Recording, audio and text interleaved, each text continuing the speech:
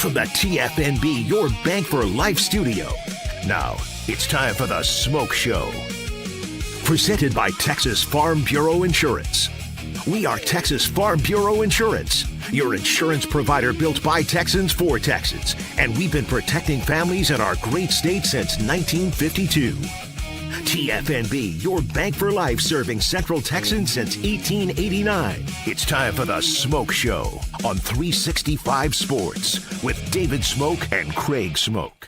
And here we go on this Tuesday afternoon, 365 Sports in studio, the Smoak Show. Thank you for your time today. We appreciate it. If you don't mind, when you jump into the show, if you're in the chat room, if you don't mind hitting the like button, subscribe to our channel if you haven't done that either. I'm trying to get straight here on the screen. Craig Smoak with me in the all red. I mean, it matches the colors of a lot of the studio, our background with the Smoak Show. Craig Smoak and the Texas Rangers, and of course your favorite team, Oklahoma, more of a crimson, but a red tint.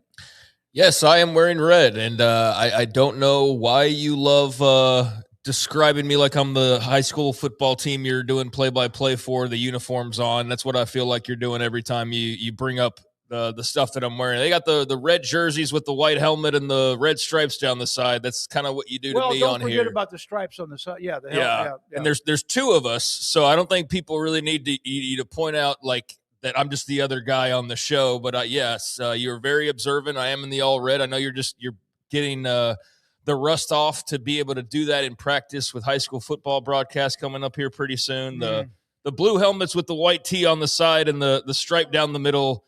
Is that what you're gearing up for? No, not really. I wasn't thinking that way. I was just like, you look good looking red. You got the Houston, thank you. Got the white shot, the Houston Cougars helmet, which of course is red. Nebraska on the other side has a scarlet red. So that's my favorite color is red. All right. We're going to get to a few things today. All right. Yeah. All right? Get to a few things today. The University of Texas. I think if people are knowing where we broadcast from, they're probably going, why is he wearing long sleeves? Because it is hot as hell outside right now. I don't know how you're dealing with the heat here lately, but we had a nice reprieve there for a while, and now we are very much in the dog days.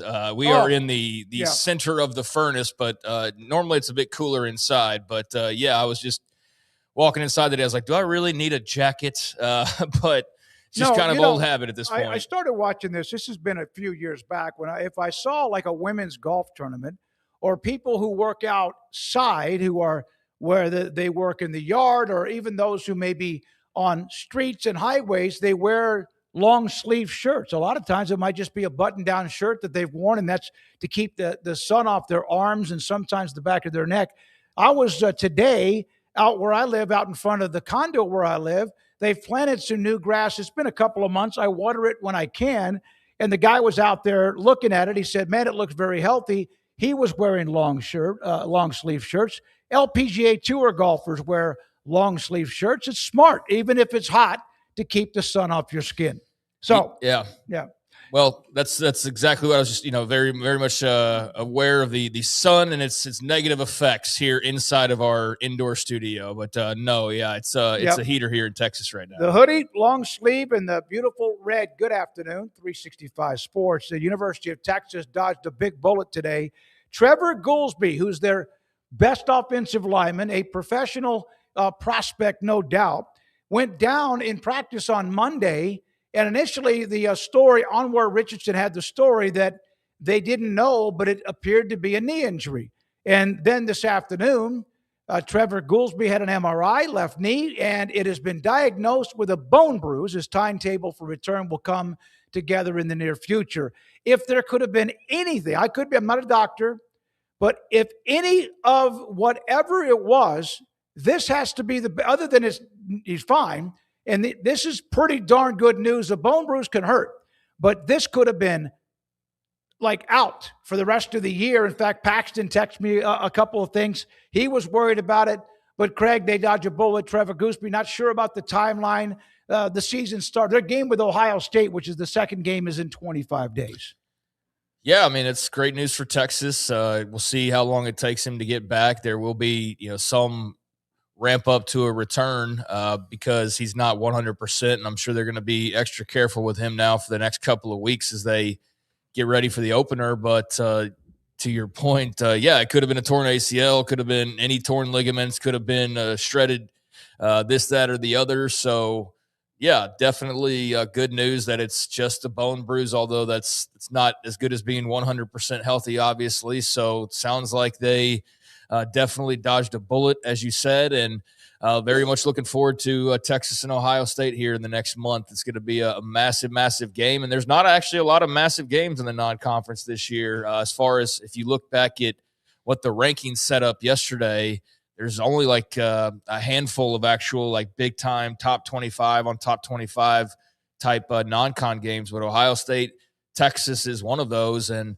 it might be at the very top of the list. No, there's no question. It has to be Michigan, Oklahoma is another one. There's a few others as well, but that is the banger of the bangers. But yeah, when they were the big question mark for you last year, and you expect them to be better along the offensive line this year, that would have been a real blow to the area where you most need to improve to get to where you want to be and to protect Arch Manning and to develop a run game and all of the rest. So yeah, it sounds like they are breathing a heavy sigh of relief down in Austin today. All right.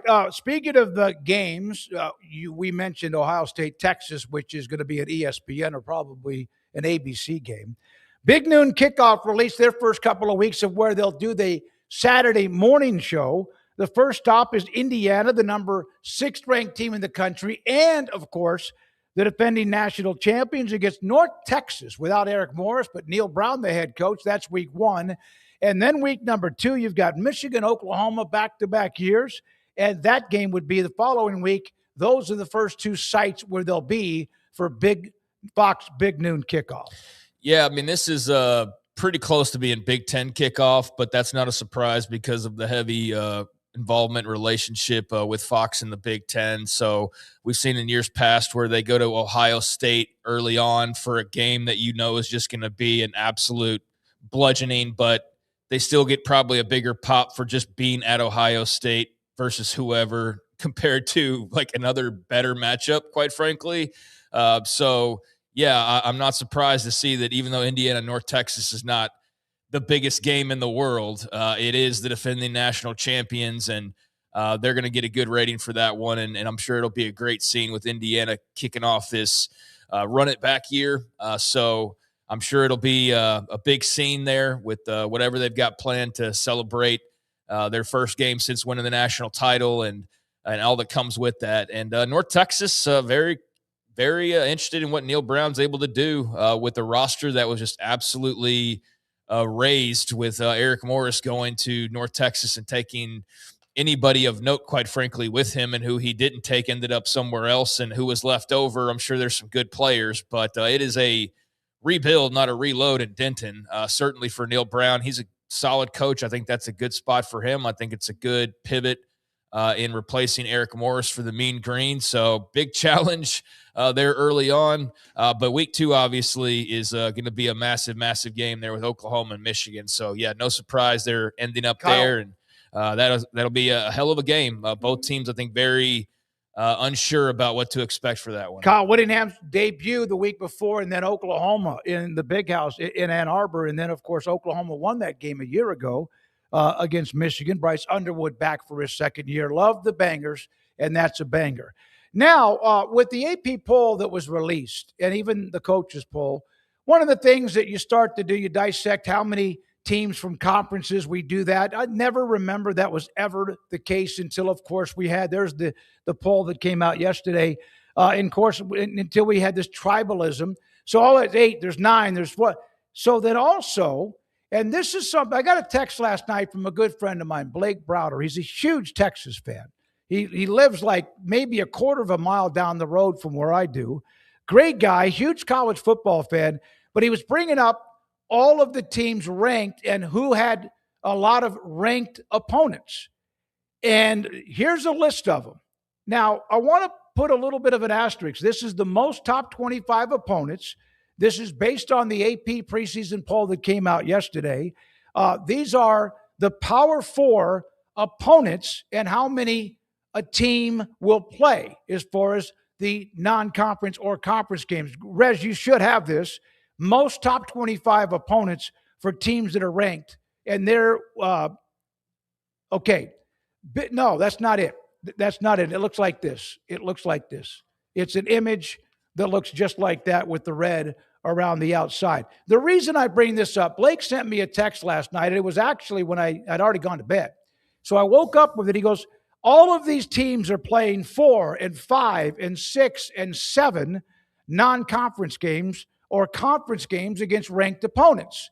There you have Arkansas. They're not in the top 25, but they're playing 7 top 25 teams. UT, Kentucky at the top, and then you have the next level, and down the road. Now, he mentioned teams that don't have but 1 or 2 preseason top 25 opponents on their schedule. And yes, he brought up Texas Tech. Well, they have Houston. One of the things that I sat there and I thought about this. One of the things I think about, this can also be a plant. This can also be deceiving. It doesn't mean that if you have 5, 6, 7, whatever, preseason top 25 teams on your schedule, that it's not a hard schedule. But we also know that in some conferences, for example, the Big 12 has 4 teams ranked? So if you have 4 out of 25, then you might even be fortunate to play 3 of them, and sometimes not. And then, of course, there's some other game. This can be deceiving, but this is the list with UT at the top with Kentucky and also Arkansas. Yeah, and I think when you set up, it's kind of like I think it's far more important to see what the actual top 25 teams were at the end of the year rather than the first poll based off of absolutely nothing that is factual when it comes to, like, we know this about this 2026 team and this is how it's going to operate. That will come once we see some games and see how the teams actually work. Right now, you're going off factual pickups in the offseason and roster returnees and stats from a year ago. But as we've seen year to year, it's a sport where you can see a lot of change. Teams go up and down, even if they return a lot. That's not always necessarily a good thing. So I think it's probably a bit premature to make too many judgments off of the preseason poll, and it's much more accurate to look at it halfway through and say, okay, has Tech played anybody that's in the top 25? Is Houston still in the top 25 at that point? Has Arizona State found their way there by the time they played? And then at the end of the year, let's judge that. I think Texas Tech's obviously made an impression on Texas fans and on the rest of the country because people are sitting here that otherwise have a lot to concern themselves with and a lot that's interesting for their own team. And they're sitting there thinking about Texas Tech and who they are not playing. Yep. So I think that's very telling that people are even concerning themselves with that. And again, it'll matter a lot more at the end of the year. But, we saw the ESPN strength of schedule thing that came out a week or two ago, and it was very self-fulfilling. Like 15 of the top 17 were all SEC teams. And it's like, well, when you set them up to where they're all playing each other, it's like, of course they're all the top schedules have the top teams playing each. So yeah, they're all going to be in the top schedules. That doesn't mean they're any better than anybody, but the way that works is, it's kind of self-fulfilling. So I feel like, with the top 25 poll, right now, you can look at it and say, oh, they're playing all these teams, but let's see what it looks like at the end of the year, and that'll be a much more realistic and accurate argument to have. And there might be teams of someone like Texas, in the case of 7, that maybe the teams that they play remain ranked throughout the year, and there might be a couple that are added to that. We don't know, because there is going to be some attrition because of the stat we even had yesterday about 12 on average. 12 that may not be ranked at the end of the year. But here's the thing is, like, that's what you signed up for as a UT fan, was to play Tennessee and to play Alabama and to play Ole Miss and to have all of those challenges. And the great news is whether you end up playing 7 top 25 teams and Tech plays only 1, or whether it's maybe a bit more even by the end of the year, because Tennessee's not in the top 25. Sorry, General Ursus. Just thinking of one team they Well, play. we just lost him. How about this? Missouri. Missouri's not in the top 25. Yeah, they are. They're 25th.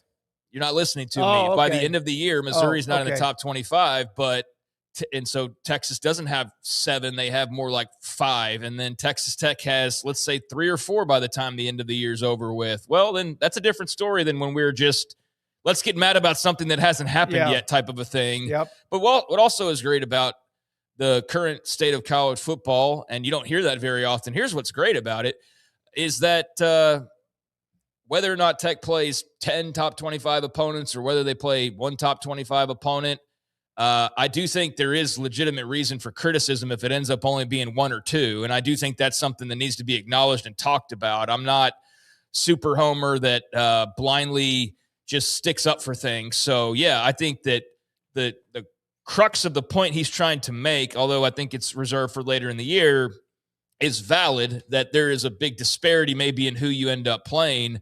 But the great news is that Texas Tech doesn't just get to waltz into the national championship game as we saw last year. They got to turn around. They got to play Oregon, or they got to play Alabama, or they got to play Texas, and they got to play another team after that and another team after that. And so they could play 1 top 25 team, but if they go in the college football playoff and they beat Texas and they beat Oklahoma and they beat Miami, and then they go beat Indiana, then I don't give a damn how many top 25 teams they played. Look at Indiana last year. Right, exactly. The same example. And then they ran the table with one battering ram game after another. But I do understand the criticism and what that looks like, and I think that's just a product of there's just not this sure thing as far as the rack of contenders in the Big 12. Texas Tech also doesn't have BYU on the schedule this year. They don't have Utah on the schedule this year, the way the cards fell, and they also don't have a very impressive non-con. And I know that Oregon State was scheduled years ago. I know they've had trouble scheduling other teams in the meantime. We've seen them go out and try to schedule better teams to no avail, and they're going to have to keep trying to do that, because I said last year, as a matter of fact, that this was going to be a problem for them if their non-conference didn't beef up a little bit, whether in their control or not, that even if a team bails on you, it's not your fault, but it is going to be looked at and criticized because your schedule's already being criticized. Well, yeah, no, absolutely. And there are games that apparently they're trying to get done. And right now it's not happening as far as people aren't interested or don't want to play or they're not available. So the solution for Tech is you're not going to be able to have any meaningful way this year, at least, to get a better strength of schedule ranking. You're just going to have to go simply beat everybody in front of you and force yourself in, and then show to those teams who maybe think you're a paper tiger that you're actually a legitimate tiger. And that's how we'll see at the end of the day. If it all comes down to what you do in December and January, no matter who you played during the regular season. Now, I have this, and again, there is an asterisk next to this, because where will these numbers be after the season, or even, let's say, in mid-November when we have some meat on the bone? And then there's also teams that may have only 1, like you mentioned, that might have 3. Maybe Arizona's ranked, or Arizona State, or someone like that by the end of the year. The conference championship game is not included in this list. All of those will pretty much be a top 25 team. Now, there's 138 FBS schools, and 20 of them, 14% entered the season without a single power conference opponent on their non-league or non-conference schedule. This is not a good look for the Big Ten and the Big 12. Even if it doesn't matter, it does matter. Here are the teams from out of the Big Ten, 5 of them, that do not have a team that's even a Power 4 school as a non-conference. And we know, like Nebraska's number 2 here, or not 2, but they're 2 out of 5. They canceled the game with Tennessee. You know that angered me. That I did not like that at all. Lose 38-10, or maybe you are a little bit better. But Indiana, we knew their story. Penn State, USC, and Washington, 5 of them do not have a Power 4 non-conference game. Now, USC, Notre Dame, remember this year it's an off year because they're trying to get the negotiations what they do. The Big 12, Arizona, Houston, Kansas State, and Texas Tech. 9 of the Power 4 schools do not have a Power 4 non-conference game. And that's there are teams that have had been like opponents have dropped them, rescheduled. I get that. It can shuffle, but I don't like the number for each one of these conferences. Well, I mean, let's give the Big Ten what they want in the playoff, and then they'll finally pass a measure to where they have to schedule a Power 4 non-con opponent and let some of the remnants of realignment pass through. And some of these teams that scheduled Pac-12 schools that counted at the time, that you can readjust that moving forward. So Texas Tech actually attempted to have a team, but turns out they dropped a level, so to speak. Same thing with Arizona having Washington State on the schedule. That would have kept them off this list up until a couple of years ago. I mean, I don't think there should be anybody on this list in the next couple of years, even though Indiana seems bound and determined to just throw middle fingers and say, give us what we want or we'll continue to schedule like this. And they can get away with it because they've won a national title. If they were just a pretty good team in the Big Ten but hadn't done what they did last year, I think people would have a much bigger issue with it and they'd be judged accordingly and maybe dropped a spot in the overall playoff rankings. Like I do think it will be used against Tech. If they don't have a very impressive schedule by the end of the year, that's where it could ultimately hurt you. But I think for Indiana, the great news for them is they went out and they proved that regardless of who they played in the regular season, they could go win it all. And so they're going to get the benefit of the doubt from now on, whether they play a big non-con or not. But yeah, you wish there was nobody on this list, and we'll see how long it takes before the Big Ten maybe does enact something, and what it is that they're given playoff format, for example, that finally gets them to do that. But let's get into the particulars of why. So Arizona's got Washington State. And that's a team that was demoted. Yeah, they were a team stripped of their power status, so to speak. So wasn't for a lack of an attempt, but it's just kind of how it worked out. Houston has Oregon State. So they were demoted. Technically had a team that was on there.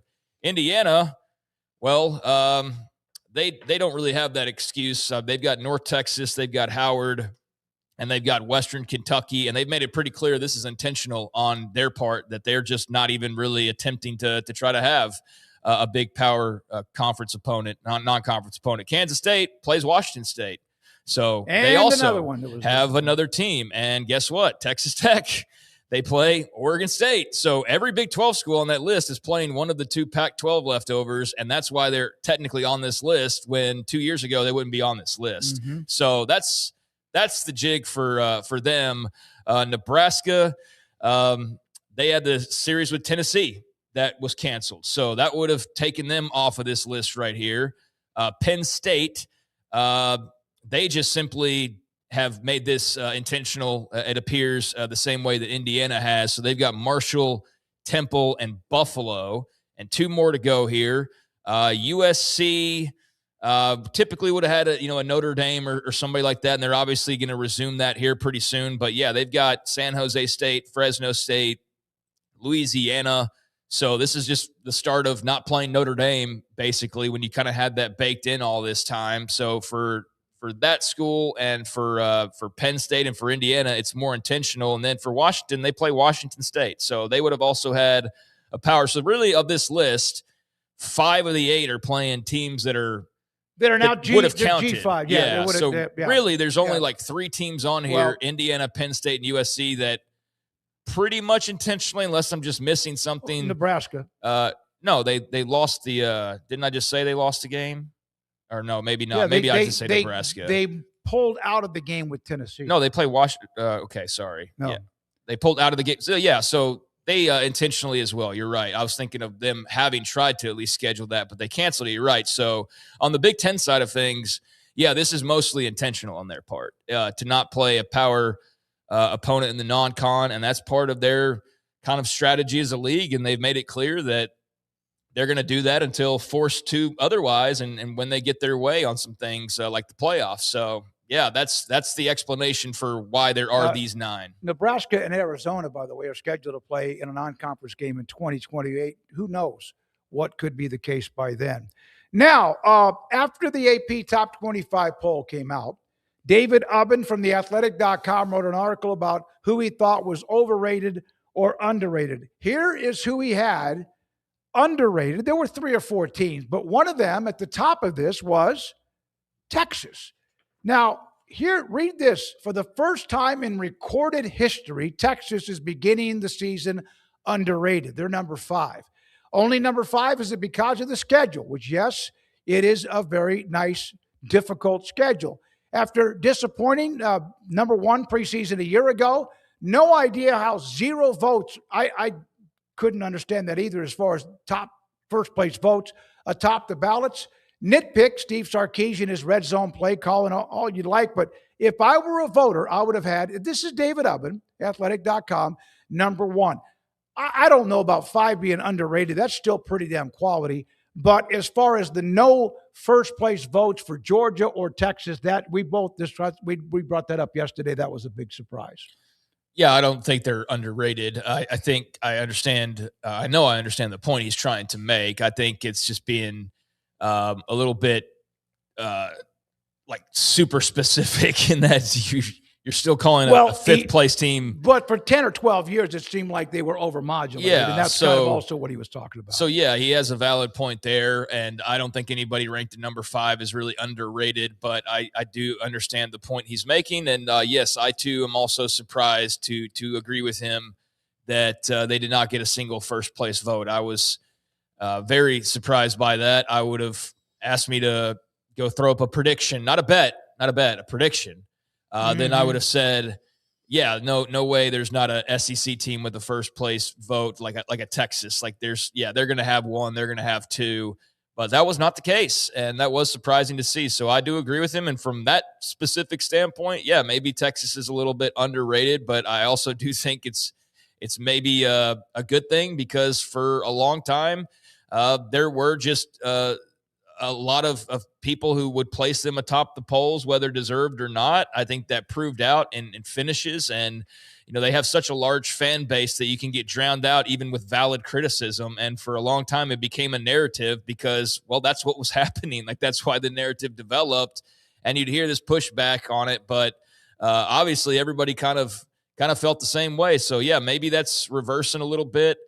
Maybe it's just entirely coincidental, but yeah. I think that Texas is in a really good spot, whether they got a first place vote or not, and they got a great chance to go out and prove it at the end of the year. The comment, though, for the first time in recorded history is because of it was an annual, they're going to be 25th or somewhere around that. Going is back. Yeah. And we were going to be like second, a decade. Yeah. Maybe third at the most, the worst, when it comes to the Big 12 preseason poll. Now, who's overrated? Number 9, Ole Miss, according to David Ubben, 21st ranked Utah and 23rd ranked Houston. For Ole Miss, Trinidad Chambliss is back, might be the nation's best quarterback. He's playing with Kewan Lacey, but the receiving core is rebuilding. The Rebels are replacing both offensive tackles. Kiffin also brought a chunk of the staff with him to Baton Rouge, including offensive coordinator Charlie Weiss Jr. Pete Golding rebuilt the defense with transfers. Should this team really be ahead, at least in the preseason poll, according to David Ubben, ahead of OU, LSU, and Texas Tech?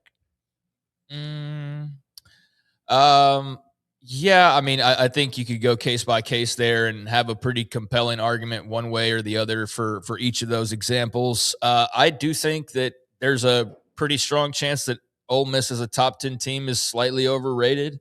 I'm not as sold on them being just exactly as good as they were last year, which is kind of what people are saying by having them in the top 10. I mean, that's got you back in the playoffs. That means you're winning probably 9 games. That means that, yeah, you're pretty much running back last year to a certain degree. I'm not fully on board with that like a lot of the voters are, so I'm kind of with him on Ole Miss maybe being a slight bit overrated, and for the reasons that he mentioned. I do think Pete Golding did a great job with that team at the end of the year once he fully grabbed the reins. I also think he took a horse that had a pretty big lead and he jumped on simultaneously and rode, and they never really broke stride. Now they're starting at the very beginning of the race. What does that look like? And so I think it's fair to wonder if Pete Golding from start to finish will be able to do as good of a job as Lane Kiffin was able to do. But he did a heck of a job at the end of the year, keeping all of that as clean as possible, given how messy it was at times. So, yeah, they're a very intriguing team. Chambliss being back is absolutely massive. So I think I agree with him that's a strong possibility there. Go ahead. What? No, go ahead. I was going to add something. Go ahead.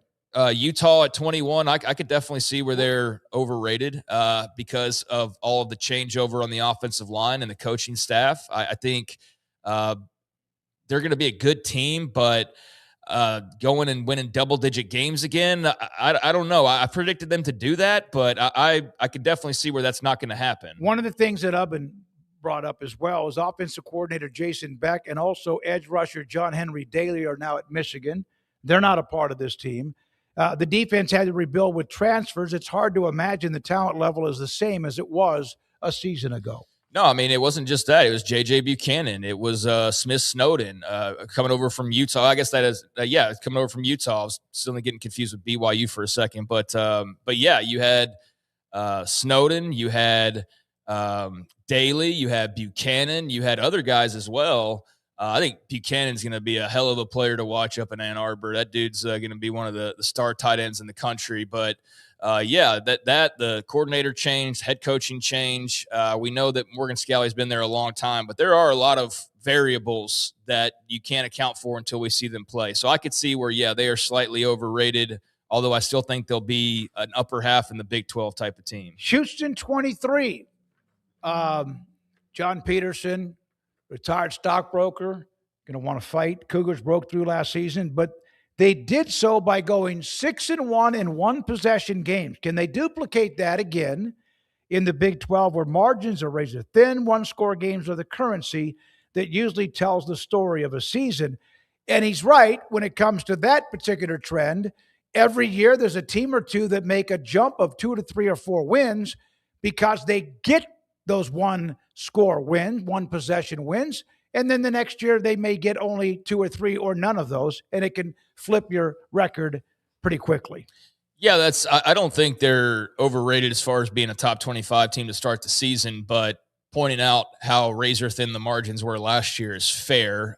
Doesn't mean it can't be duplicated, and doesn't mean you're going to be in that situation all that many times again this year. But certainly if you find yourself in a couple handfuls of close games, the odds aren't on your side that you're just going to run it back and basically win all those games. So from that standpoint, that's a valid concern, but I don't know. I think in general, 23 might even be a tad bit underrated for them. I do feel like they will be a top 25 team at the end of the year.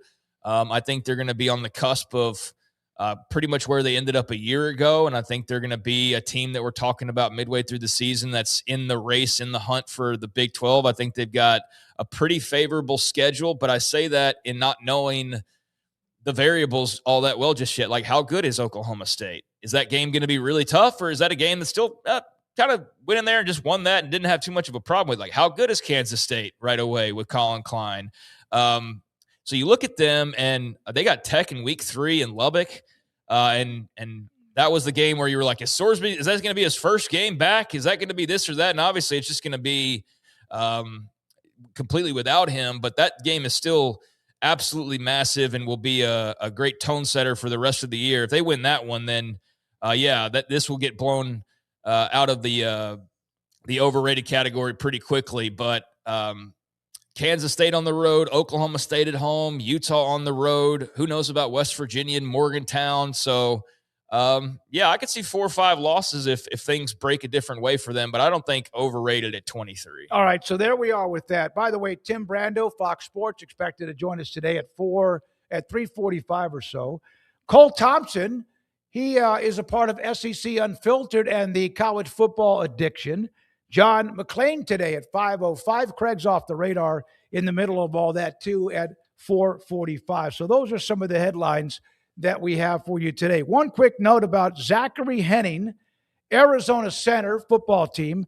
I get some of these off of just some of those that are like updates from various news and notes of fall camp. Was priority number 1 from the beginning for Arizona football. He visited Arizona State, then texted offensive line coach Josh Oglesby at Arizona. And during his visit, Oglesby drove up to Tempe. The coach picked up Henning, drove him back down to Tucson for an official visit, and he now is a part of Arizona rather than just up the road in Tempe. Also, one note about Arizona State. You know that they have that validate the Valley, right? That they want to activate the Valley. Kenny Dillahan's been talking about this, the new facilities they need, and they're getting more and more of that. Align Tech Inc. has given a gift to get a lot of this done. A new season, Sun Devil Athletics, and the onward to victory. We try to update you on facilities, and Align Technology, a global medical device company, is now jumping in on being part of Payne and a donor and a sponsor of Activate the Valley around Sun Devil Stadium. And Craig, I know General Ursus, you brought him up. How about these pictures from Tennessee in Knoxville? Beautiful pictures. They are Nyland Entertainment District will be built around Neyland Stadium. The development will feature 100,000 square feet of entertainment space, a 24-story hotel and residences, and a private members club. Now, this is something that's been, this has been discussed for some time, but they now have the developers secure the construction, and this project for General Ursus and all the volunteer fans in America, 100,000 plus that stuff into that stadium will be. This is a gorgeous, and you wonder if this is going to be something you see more and more around some of the college football stadiums in America. No need to wonder, because yes, it is, because they're all doing it now. That's the big to-do over Iowa State, and the project that's been talked about for the last 3-4 years now at this stage that we asked Jamie Pollard about Sidetown and all of that. Yeah, they're all doing this. Ohio State had their mock-ups a while back, and various others. Oklahoma's got their big plans. And so, no, this isn't a thing to wonder about. Yes, any program that's got the money and the pulse and the fan base is building up the area around their stadium, and they're trying to make it basically a village where – I mean, hell, they're down at A&M. There's like cabanas you can buy now that are on campus, basically, or right adjacent, that are like year-round apartments that they are in the whole scene. And then for game days, they're like big party houses. And yeah, this is the newer thing, is to have basically your little Vols city for fans that come in, and opposing fans, that has all sorts of different restaurants and entertainment and things like that. So yeah, it looks great. Looks incredible with the big screen there and the concert stage and all the rest around that. It looks like it'll be really cool, but this is pretty much the new thing that everybody who's got the resources and the fan base to do it, they're all going for these entertainment districts. You're right about Iowa State. That's one of the things Jamie Pollard talked about, that they're not where they need to be, but that's a dream. But I think you will see. Why not? Somebody said, why do that when they only have 7 home games a year? It doesn't mean you can't also have like a place for an entertainment district that just happens to be next to a college football stadium. You got to think about it from this standpoint too, is basketball, baseball, like there's other sports that people will come to town for that will activate that up. And so I get where you're coming from. It's a pretty big investment for what maybe doesn't sound like a whole lot of return, but look, people are staying home to watch their flat screens and not coming to games as much because it's too hot or it's too expensive or it's too whatever. So athletic departments are having to also be creative in how they lure people to come to games. And so making comfort a very high priority and entertainment an equally high priority, and just trying to make it a big party that people want to be able to have different options and things to do is seemingly the goal here. So yeah, it's bigger than just football, even though that'll be where a lot of the focus is, obviously. And it looks like it'll be really cool during game days. I mean, we rattled off a list of schools. I know I've seen the mock-ups for Oklahoma. It all looks cool. I know there's some pushback in certain areas with people for some of these things. You'd have to get into like the specifics on, for some people, it's like where it's located or, like Sure. the kind of the typical thing, but in some places, the stadiums are packed. They don't have room to build something. For the most part, I think you're seeing the bigger schools do this, and it's just a way to continue to build out the brand and everything like that to make it more all the time, as much as you can. I can understand it, and it's a smart thing to do. It's also revenue, and the fans hang around, and if they go in the game or not. The sad news on former Rice football star O.J. Brigance, who also played in the NFL. with the Baltimore Ravens and the Miami Dolphins, St. Louis Rams, and also New England Patriots. He also played in the Canadian Football League. He passed away yesterday, overnight. Loving memory of O.J. Brigance. I reached out to Taylor McCarg, who's going to be with us, I think, tomorrow, former Rice quarterback.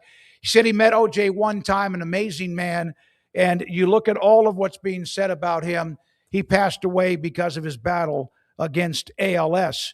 From Scott Abel, the coach at Rice, with the statement, O.J. Brigance represented everything it means to be a Rice Owl. Unwavering courage, relentless determination, extraordinary devotion to service. His impact at Rice University, the Baltimore Ravens, and the ALS community is immeasurable. OJ set the standard for what it means to lead with character, fight with purpose. Our thoughts and prayers are with Shonda and also the entire Brigance family as we honor the remarkable life of a true legend. So he passed away, former Rice Owl. Sad story. Yeah, a lot of death stories here lately. Yeah, no, it's too much. Yeah. And a lot of ALS. I don't know what to attribute that to other than coincidence, but I feel like in football and outside of football, been a couple of wrestlers here recently that have, I guess one specifically who's now battling ALS, and it's brought back the whole ice bucket challenge. And yeah, it's just sad to see anybody inflicted with such an awful disease. And rest in peace to OJ Brigance, and best wishes to his family and the Rice community and the other communities that he touched throughout his career as well. That's unfortunate. Remember last week at the end of the week, it was Houston and Rice, where the Rice had the challenge, the ice bucket challenge. Yeah, it was over, raising money and awareness for OJ Brigance. No, it's I feel like it's crept back up where there's been 2 or 3 high profile cases of people in different walks of life that have kind of brought the ice bucket challenge back. And so, I don't know, again, if it's full coincidence or not, but just an awful disease. So the more we can raise awareness and try to raise money to hopefully one day find cures for things like this, the better off we'll all be as people, even if it doesn't benefit us right away. 50 years from now, people don't have to deal with ALS because of the things we did now, then that's great. But I do want to go back real quick to the athletic towns. Okay. And go back to what I was saying to the person who was talking about there's only like seven home games. Yeah. I mentioned like there's other sports. And so, the goal here, and I don't know if I included and said this as well, but it's to make it year round. Like that's what they want to do, is they want to make the campus a year-round destination. So there's going to be restaurants, there's going to be retail shops, there's going to be all sorts of entertainment and things like that. So the goal is to keep making more money, but also to get the money from people that come into town and spend on football weekends to do so on all of the other weekends that don't even necessarily include sports sometimes. So I think that's part of the goal as well. And I saw a short list, but Iowa State's got Chi-Town that they've been in the process of doing for a while. Kansas with the Gateway District, a lot of conference centers, retail, hotels as well. So, I mean, there's going to be all sorts of to-do here. FSU with College Town, ASU with Novus Place, Tennessee with the Neyland Entertainment District. Those are just some of the schools that have announced projects or in the midst of these projects. And I think that's going to be a majority of the power schools, especially here in the next 10 years or so. And here's the thing. When parents come in or fans come in to watch the games, they now have another place they can watch the games closer to the stadium. Otherwise, they're probably somewhere outside the city, and it just opens up more rooms, more restaurants, more entertainment, live entertainment or otherwise. Well, now you can stay at the hotel on Ohio State's campus and go to the restaurants all around the hotel on Ohio State's campus and never really leave Ohio State's campus, but have everything you want to do there. So, I think that's the big pull. When we come back, Tim Brando, Fox Sports. Later on, we'll have Cole Thompson on SEC Unfiltered and college football addiction off the radar. John McClain, the wheel, poll, and quizzes. Near the end of the show, thanks to Andrew Valade, Rez Flores, and Garrett Ross running the mothership today with this, The Smoke Show on 365 Sports. I had a dental appointment today, so I had to work out earlier than normal. On Tuesdays, I usually do a spin or a cycle class, but I had to work out earlier, and I did a boot camp.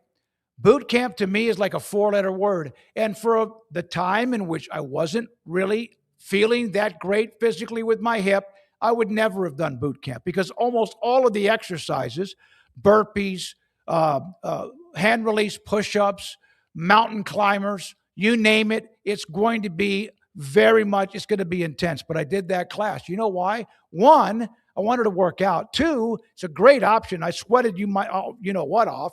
And then number three, I got through a lot of those exercises that I didn't think I could do even a year ago, before I met and had the free consultation with QC Kinetics. I've discussed quite a bit about how much now that I run 15 miles a day, but now being able to just do that, even if I don't have another boot camp that I go to in quite a while, it felt good, because I would not have attempted that back in the day.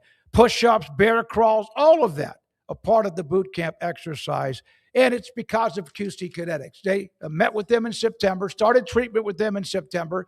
They use plasma, platelets, stem cells, bone marrow from inside your body to heal your body. You healing you. If you've had just chronic pain, arthritic pain, pain that is every day you wake up and you're like, ugh, like I did with my hip, and you've tried everything, and you're getting to the point where they're discussing surgery, a procedure or more before you do, contact QC Kinetics, because they will help you. They have helped me. At the age of 67, this happened. I was 66 at the time, and I feel better than I have in 4, 5, or 6 years. Here are the numbers to call in Dallas and Houston. Multiple locations. 972-972-8610. Houston is 713-913-5285. If you are just like fed up, if you're just like, this is the way it's going to be for the rest of however long you have to live, don't give up. Contact QC Kinetics. They will fix you. They have free consultation. It's worth it, because it's worked for me, and I love talking about them at QCkinetics.com. eBroker is your Lennox premier dealer. Right now, qualified buyers can make no payments and get no interest financing for 12 months on a new Lennox home comfort system. Conditions apply. Call Ray Broker Air Conditioning and Heating Specialists for details and a free estimate. Make this the summer event at Allen Samuels in Waco. Drive a 2026 Ram 1500 Limited Crew Cab with your choice. 0% for 36 months or 25% off MSRP. See why it was named to Car and Driver's Best 10 Trucks and SUVs list. And it comes with America's Best Truck Powertrain Warranty. 10 years, 100,000 miles. Come by, let's be friends.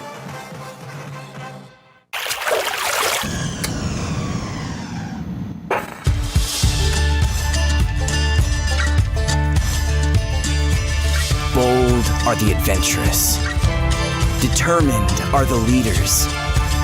Faithful are the healers. At Baylor, you'll find your calling, your people, and your purpose. Dare to be you, indeed. It's time to compete against yourself, finding too many excuses not to work out combined with bad eating habits, and Waco Regional Tennis and Fitness can help reach inside your competitive soul. Discipline, getting results you've only dreamed about, personal training, group exercise classes, and even a tanning bed, world-class tennis facility, and pickleball courts and lessons available. Waco Regional Tennis and Fitness, spacious, clean workout rooms, free weights, state-of-the-art technology, weight training equipment, and no intimidation. It's time for you to react today, not tomorrow, at Waco Regional Tennis and Fitness on Lakeshore Drive in Waco.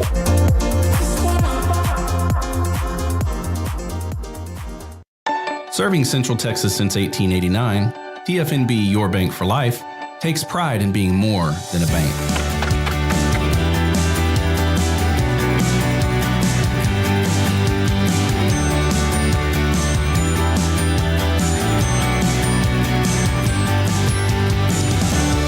TFNB, we remain committed to these principles. If you value them too, come join us. TFNB, your bank for life. This 3 o'clock hour is brought to you by QC Kinetics. Feel better, move better, live better with regenerative medicine using your body's own healing abilities for natural pain relief. No surgery, no drugs, no downtime. With locations in Dallas and Houston at QCkinetics.com. It's time for the Smoke Show on 365 Sports with Craig Smoak and David Smoak. It is Brando time. Tim Brando, Fox Sports, joins us on 365 Sports, the Smoke Show. And Tim, thank you very much. I hope you had a great summer. There you go. The background with all of your memorabilias, collectibles, and memories. And you had the Fox Sports retreat and all that. So are you ready for some football? I sure am. And thank you for this diversion. I needed it today. As you know, it's been a rough week in Louisiana with the passing of Skip Bertman and now my old partner in college basketball, Joe Dean Jr., the son of the legendary Joe Dean from SEC fame and athletic director at LSU for so many years. And I'm wearing your school's colors there in Waco, so I was thinking about you. And the Drew family is, of course, very, very close to Coach Brown. And I want to tell everybody, I spoke to him today, as always, Dale at 91. I think a lot of people's minds shifted in that direction after Skip passed away. He's 91 now. And he sounded fine. He did. He sounded fine. But he hasn't been feeling real well. So if you have a moment or two, he's had a wonderful life already. But just for me, if nothing else, okay, he's been like a surrogate father to me since my dad died. I'm not ready for him to go just yet. So keep him in your prayers. But thank you, and I am looking forward to the season. I really needed today's conversation with you. Well, fellas. we'll get back in a minute with Joe because of all the time you spent with him. I want to go back and do that. Yep. So, how do you mentally get ready for a football season? The broadcast that will start, the season's about to begin. Do you like ramp into it, or you wait last second, full throttle? What do you do? Well, the games, specifically for the games, there's no such thing as preparing 3 weeks out, 2 weeks out. You got to prepare for a lifetime. You know, I tell people, they ask me, how many hours do you spend in preparation for a game? And I'm like, cumulatively, just with the 2 deeps and maybe in college football, 3 deeps, because they will go that deep with rosters of 90 plus. This isn't the NFL where, there are 45 guys on the field.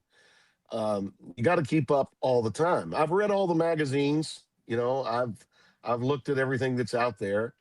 I have an understanding of really what both UNLV and Memphis are like, but specifically, you got to cram because there's going to be changes made from the time you board the plane, which is a week from tomorrow for me, because it's week 0.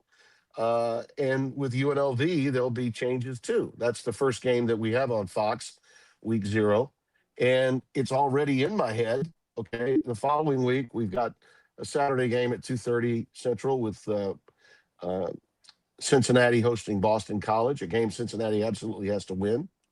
Then the following week, we get into the Friday circuit with the Missouri-Kansas game. God knows I understand what's going on with both of those teams and how much it means to Kansas to win.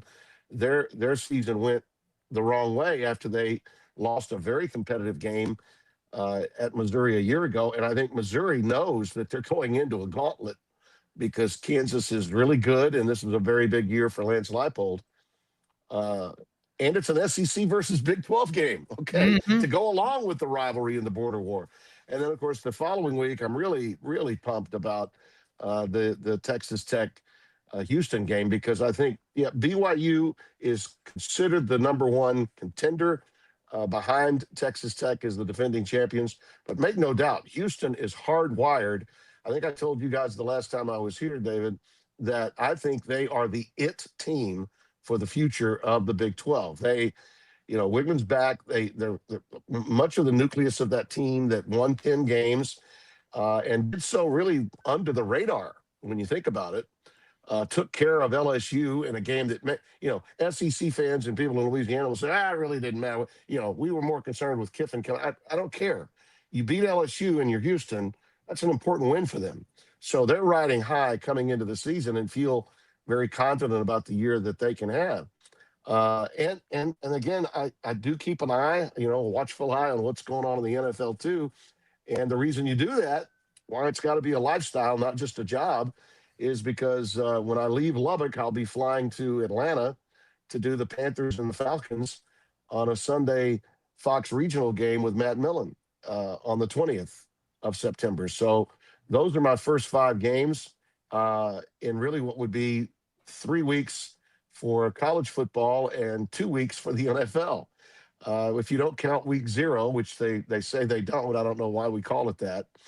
I'll be ahead of the curve, so to speak, with my colleagues, having done 5 games by the time we get to mid-September.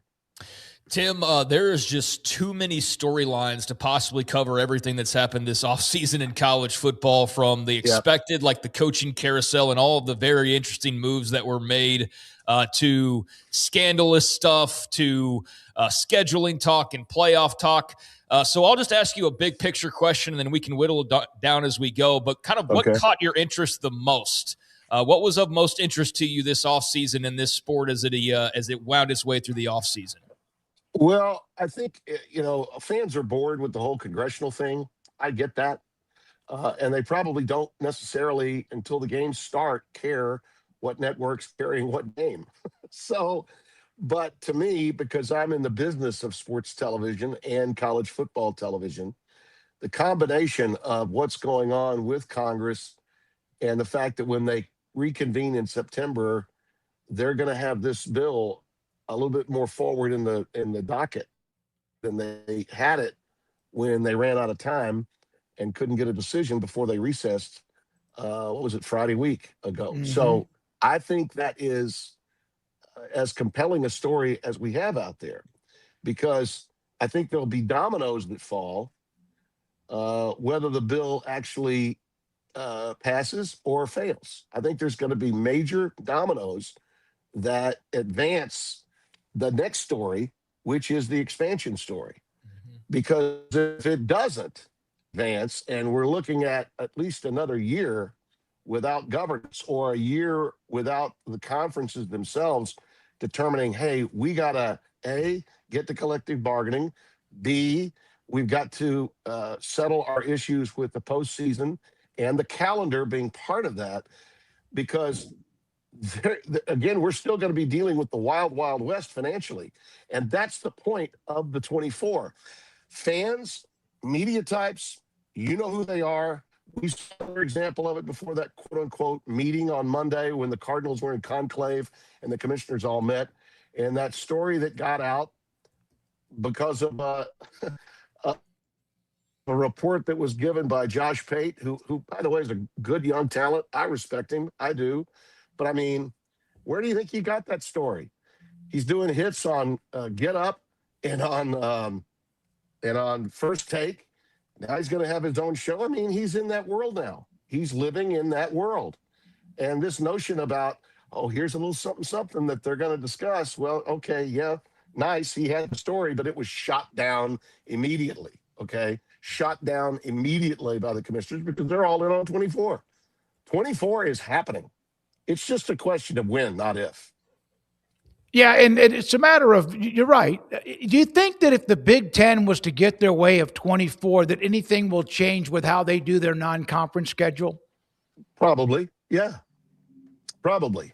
And by the way, from the SEC, again, give the Big Ten a lot of credit. The SEC went to 9, okay, frankly, because there was so much of a push for every one of those leagues to have the same number of games. So both the ACC and the SEC went in that direction, largely because of an agenda that was pushed by whom? The Big Ten, okay? The guy in the room that's got the vision is Tony Petitti. You may not like him. Writers may not like him because he doesn't throw press conferences in the parking lot of a Target like Greg Sankey, his counterpart, all right? But he's the guy that has the vision.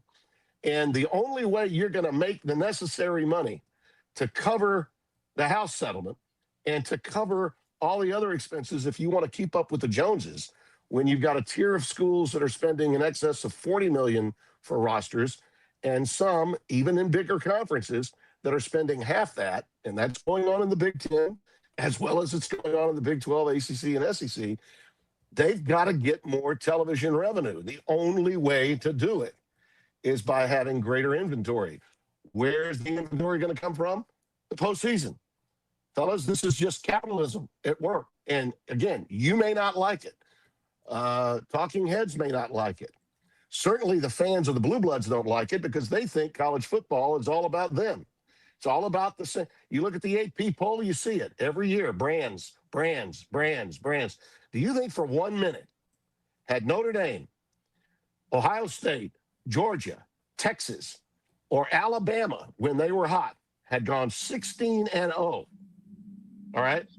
16-0, and blown out a school with the brand Alabama in the Rose Bowl 38-3. Do you think if that school had been any one of those other schools I mentioned, Notre Dame, Texas, Georgia, okay, Ohio State, do you think they would be preseason 6th in the AP poll?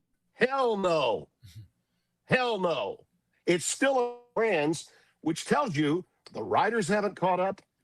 Much of the punditry that's out there hasn't caught up. And the world is opening up. There's more parity than ever. I don't know who the next Indiana is going to be right now. I think the next Indiana is still Indiana. People are saying, well, he's not Fernando Mendoza. No, he's not. He's got a better arm than Mendoza. Well, he turned it over a lot. I covered the Big 12. They had all kinds of problems with their offensive front. They lost one of their best running backs, so he tried to do too much. Josh Hoover's going to do a hell of a job there. Just as I said last year, Fernando Mendoza would be a step up from Curtis Rourke. Indiana is largely dissed for 2 reasons. Signetti's either a likable guy or a hell of a villain to be at the top, depending on your point of view. And secondly, the non-conference schedule. There are a lot of people out there that want him to pay for the weakness of that schedule and some of the bravado he's exhibited when asked about the non-conference that comes up. Nobody's ever asked an SEC school that was a powerhouse about playing FCS schools the second week of November. I mean, that excrement went on for a long time. But, if it's Indiana or some team like that, we're going to bring it up ad nauseum. Tim, when it comes to the national champion this year, have you already placed a pick in your mind? And maybe you've made it public and I just missed it, but I'm just sitting here thinking about top 15 out. It's okay. Out. Yep. Do you lean towards a 4th consecutive Big Ten champion? And God forbid it's like Oregon is another brand new champion. And then, wow, and how incredible that would be. Yeah. Or do you think the SEC gets back in the mix? Because I don't want to paint the entire SEC fandom with a broad brush, but if you do, it does feel like the psyche kind of needs them to have a Texas or a Georgia jump up and grab a title. Do you see a Miami? Kind of where does your head go? Right. Well, all of those teams that you're talking about from the Southeastern Conference are really, really good. And they're just a bigger, larger version, in my opinion, of the Big 12. Bigger, stronger, bigger brands as well. But they're going to cannibalize. They are, okay? By example, when I was putting my top 15 together, and I looked at Georgia, who really, when you think about it, coach, pedigree, schedule, okay, they probably would be your number 1 choice. If you're really thinking about putting a team from the SEC number 1, they've got a real problem with Ole Miss. They do. I got an Ole Miss problem. Texas would probably have a better roster than Georgia this year. So a lot of people would probably suggest, no, Brando, you put Texas ahead of Georgia. Well, what has Texas done against Georgia when they've played? They got a Georgia problem. So you have to look when you've got that much parity in your conference, and the SEC does, okay? There are no dominant teams. A lot of really good teams. No elite teams, okay? No one's rolling the way Nick had Alabama rolling. We know that, all right? And even Kirby is admitted to that. But, Ole Miss is that team that, a little bit like Indiana, is still being dissed. I heard you last hour. I'm not really sold on go the other way. Trinidad Chambliss is a hell of a lot better quarterback than anybody else has on any roster in the country right now. I agree with Herb Street. I think he's the face of college football until somebody from the Southeastern Conference knocks him off his perch. By the way, a lot of people like you, David, I think won't be sold on them until they play and hammer Louisville. They got to play a really good Louisville team in Nashville, and a lot of people are waiting on that before they're actually sold on what Pete Golding did a year ago. And I'm telling you, they spent a lot of money on that roster. They're good everywhere. But I think it's understandable because he's not been in this position as a head coach before for you to doubt him a little bit. I get that. But to answer your question, I've got Oregon right behind Indiana, and I suspect that those two will play for the national championship. Yes. I think, and by the way, Ohio State has a roster that's almost as good as Oregon's, but Oregon's is the best in the country. The reason I didn't pick Oregon over Indiana is because they got to replace both coordinators. Both Tosh Lapoy and Will Stein are gone, and that's a hell of a transition, even with an experienced quarterback like Dante Moore returning. Doesn't that make you even appreciate Nick Saban even more? Because he was losing coordinators every year. It took a while before Kirby left, but he had that. That was like a rotating door, and he'd bring somebody in, Sarkisian, whoever, and he'd keep winning. Sure. We won't see anything like that again, though, David. I got to remember, even though it's recency, it's history, but it's recent history. The game has changed so much that no one could have expected, maybe other than Nick, who was smart enough to realize that he would not have the control he once had. He couldn't get every 5-star anymore. He couldn't compete financially with cupboards quite like Texas A&M's and the SEC or LSU if they're going to see a governor and a university say, oh, yeah, private equity, let's go, $90 million, we'll spend it on that. Alabama's not going to compete with that. And now Kalen DeBoer has the job, and he's going to have it for quite some time with that new buyout he's got. But Nick's not doing him any favors by keeping that office and collecting $500,000 from Alabama, is he? I don't think he is. As long as he stays there, that fan base is going to stay all over Kalen DeBoer's ass. Okay, because Nick's up there pontificating big picture on game day, and people are selling that he's a national credible guy that no one else can. He is the GOAT. But within the state of Alabama, his presence, his mere presence there, makes life miserable for any new coach that's coming in after him. Kalen DeBoer already knew he had size 22s to get in. And you'll never hear him or any of his assistants say anything other than Coach Saban's been a great consultant. Boy, he's a great sounding board for us. Yeah. Well, from a PR standpoint, it's a disaster for whoever has that job. Tim, what do you think about the discourse surrounding Texas Tech? Obviously, they had the whole Sorsby situation several months ago. That's resolved itself now. It was the biggest story of the offseason for quite a while there. But just not only that, I mean, just kind of the feel of the team as best you get it right now, your expectations for them, and just the fact that they are clearly a thorn in the side of every team in the SEC and Big Ten that does not like that they're having to talk about them or even acknowledge them this much. You still didn't see them ahead of those other brand names, right, in that AP poll. What a 12, joke. What a crock. All the way down at 12. How much more garbage can the AP dole out in a preseason poll? Okay, Texas Tech, once again, has to prove itself. Yeah, I know that they laid an egg offensively in the game against Oregon. Oregon was really good. It's one of the reasons why I've got them at number 2 this year. That defense is sound. I mean, really, really good. And its secondary might be the best in the country. So, yeah, I mean, Baron Morton had a horrible game. But guess what? Baron Morton wouldn't have been the quarterback if not for an ACL tear to Will Hammond. Everybody, did everybody just say we have amnesia over what happened at Utah? Will Hammond was by far and away having a better year than Baron Morton. So if he doesn't get hurt, Baron doesn't get that job back. He's Wally pipped. But everyone forgot about this kid. Not Texas Tech. Okay, even when Baron was going to be the starter and Will Hammond knew it, he accepted, a 2-year contract with Texas Tech at 7 figures, knowing that the future was going to be his. Here comes Sorsby, because I don't blame Texas Tech. I don't blame Joey McGuire. I don't blame Cody Campbell. I don't. You have a quarterback problem when we step up to this level. We need to go out and get the best we can get. Sorsby is that guy. And by the way, I was critical of the vetting process. They should have known more about him and his issues. But hell, if LSU had gotten him, Lane Kiffin would have had the problem. They didn't vet him either. They just weren't going to pay him what Campbell and the Texas Tech people were going to pay. Texas Tech is going to be just fine with Will Hammond at quarterback. As long as he's healthy, they're good. They're real good.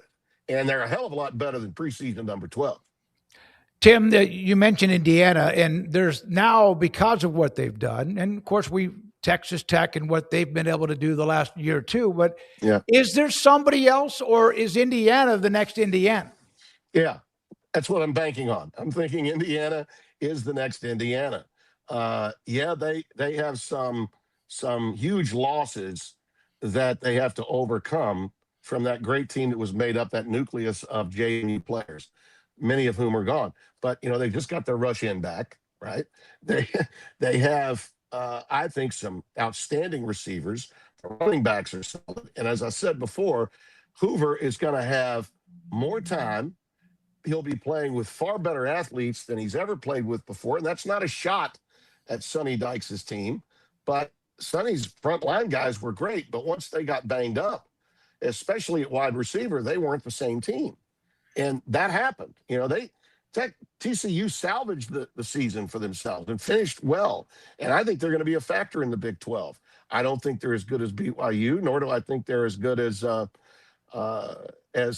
Houston. But TCU is really good, and they'll knock off some people and upset some folks this year in the Big 12 conference. But Josh Hoover is the goods. I mean, the goods.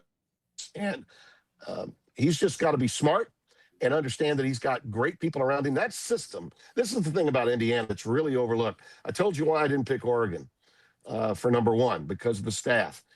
That staff of Kurt Signetti's that's been together for so long maintains, he's got the best offensive coordinator and defensive coordinator in the country, and he didn't lose them. And I think that matters a hell of a lot. I think that kind of stability within your staff is you can't put a price tag on that. It's beyond that. And here's another thing. People wonder why the SEC is in the position that it's in, fellas, versus the Big Ten right now. Let me give you a little quick hook on why that's the case. If a team from the Southeastern Conference that's thinking they're a playoff team in, say, late October or early November has a loss or maybe a second loss and things don't work out, a little bit like LSU last year, right? Remember the disappointment, how highly we had them? They were touted right up there with Clemson when they were going to play week one. Hell, I was off on Clemson for sure, right? I had them way up there in my poll before the season started. But if a team like that in the SEC loses, their players check out. They're leaving school. They're saying, I'm not available any longer. I'm getting with my agent. We're going to get ready for the combine. We're gone. That's happening in a lot of places. That's why when the bowl season rolls around, and this is the stat they really don't want you to hear, okay, in the Southeastern Conference, in the last 8 games played between those two conferences, not just national championship matchups or whatever, not just playoff matchups, I think the Big Ten is 6-2 versus the SEC. That means if Iowa gets knocked out, their guys stay. They still want to be in Iowa. They still want to play for Kirk Ferentz. Same would hold true for other teams in the Big Ten. The nucleus of their teams are staying together. That's why Vanderbilt got popped by Iowa in a game that a lot of when people say if it's not in the playoff, these other bowl games don't matter. That's bull excrement. Absolute bull excrement. The balance of those games, whether it's the Citrus Bowl or the Gator Bowl, when those matchups happen, there's a reason why the Big Ten has won head-to-head. To me, the notion that the SEC versus the Big Ten is still a question, that's long since passed in the Big Ten. That's an argument that's dead. That's like an 80-20 issue on the political circuit.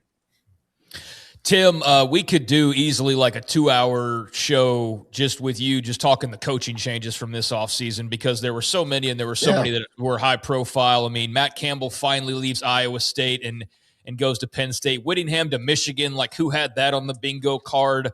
Lane and LSU is obviously easily the most talked about move. Right, and there's several others and more low profile, like even a Brian Hartline going to South Florida. But what are a couple that are of most intrigue to you entering this season? Well, Penn State, you'll see when you look at my top 15, they're in my top 10. Okay. They are the party crasher because to go back to your question, David, Indiana's still Indiana, but the Indiana schedule belongs to Penn State. Penn State misses the big three, all of them. Okay. All of them. And the nucleus of their team looks basically, from a roster standpoint, very similar to what the nucleus of Signetti's team was when he got to Bloomington. It's, half of it is Iowa State's roster, including his fifth-year quarterback, Rocco Becht, who's a hell of a lot better than most people realize, a damn good leader. And then they've been able to recruit and get some of the big boys that you really have in Pennsylvania that you can recruit from in that part of the country. Penn State's going to make noise with that schedule. And ironically, the loss that Franklin had that ended his career was against UCLA. Well, who did UCLA pick up? Chesney, the guy from JMU. And if you look at the Bruins schedule, oh boy, that's another team. I almost put them in my, I think I may have put them in my Angry Eight, even though they'd be excited about it.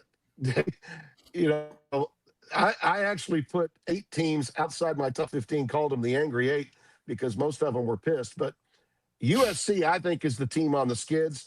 UCLA is the team on the rise. They are going to be an ascending team out west in the Big Ten Conference. Part of it's schedule. Another part of it is culture that this young guy is bringing to Westwood. And I think those are teams to really keep an eye on in that league. National sleeper to me is Houston, because I don't think anybody, there's a lot of people that talk about college football don't even know who the hell Willie Fritz is. Well, you better catch up. You better catch up, because all that guy does is win. Yeah, just all Google he does me. is win. Yeah, he could be the exactly. next. Tim, I want to wrap it up with this. We have a guest in a minute, but you mentioned Joe Dean. You did a lot with him. If you wouldn't mind, like maybe a quick note on Joe Dean in your relationship, Skip Bertman in your relationship, obviously with you in Louisiana all your life, and then Bill Rasmussen today, the founder of ESPN, where you were a major part of that too. He found out he passed away today. Right. Your thoughts? Yeah. Well, let me start with Rasmussen, because I met Bill several times, even though I got there 6 years after the birth of ESPN. Bill was a presence, and he would stop by all the time, and didn't have any bitterness at all about, from a power standpoint, what the leadership and management was doing when they kind of took his power away in the sale of ESPN from Getty Oil, which he had brought in. And the Getty people, they were more impressed with the TV people that had come in, that they had hired, like Scotty Connell from NBC and like Chet Simmons, and Rasmussen and his son were kind of moved out. If you haven't seen the documentary that they did on the birth of ESPN, it's really a worthy watch, because it should tell everyone, if you've got a thought in life, or you've got a business idea, a concept, you never know what you might have.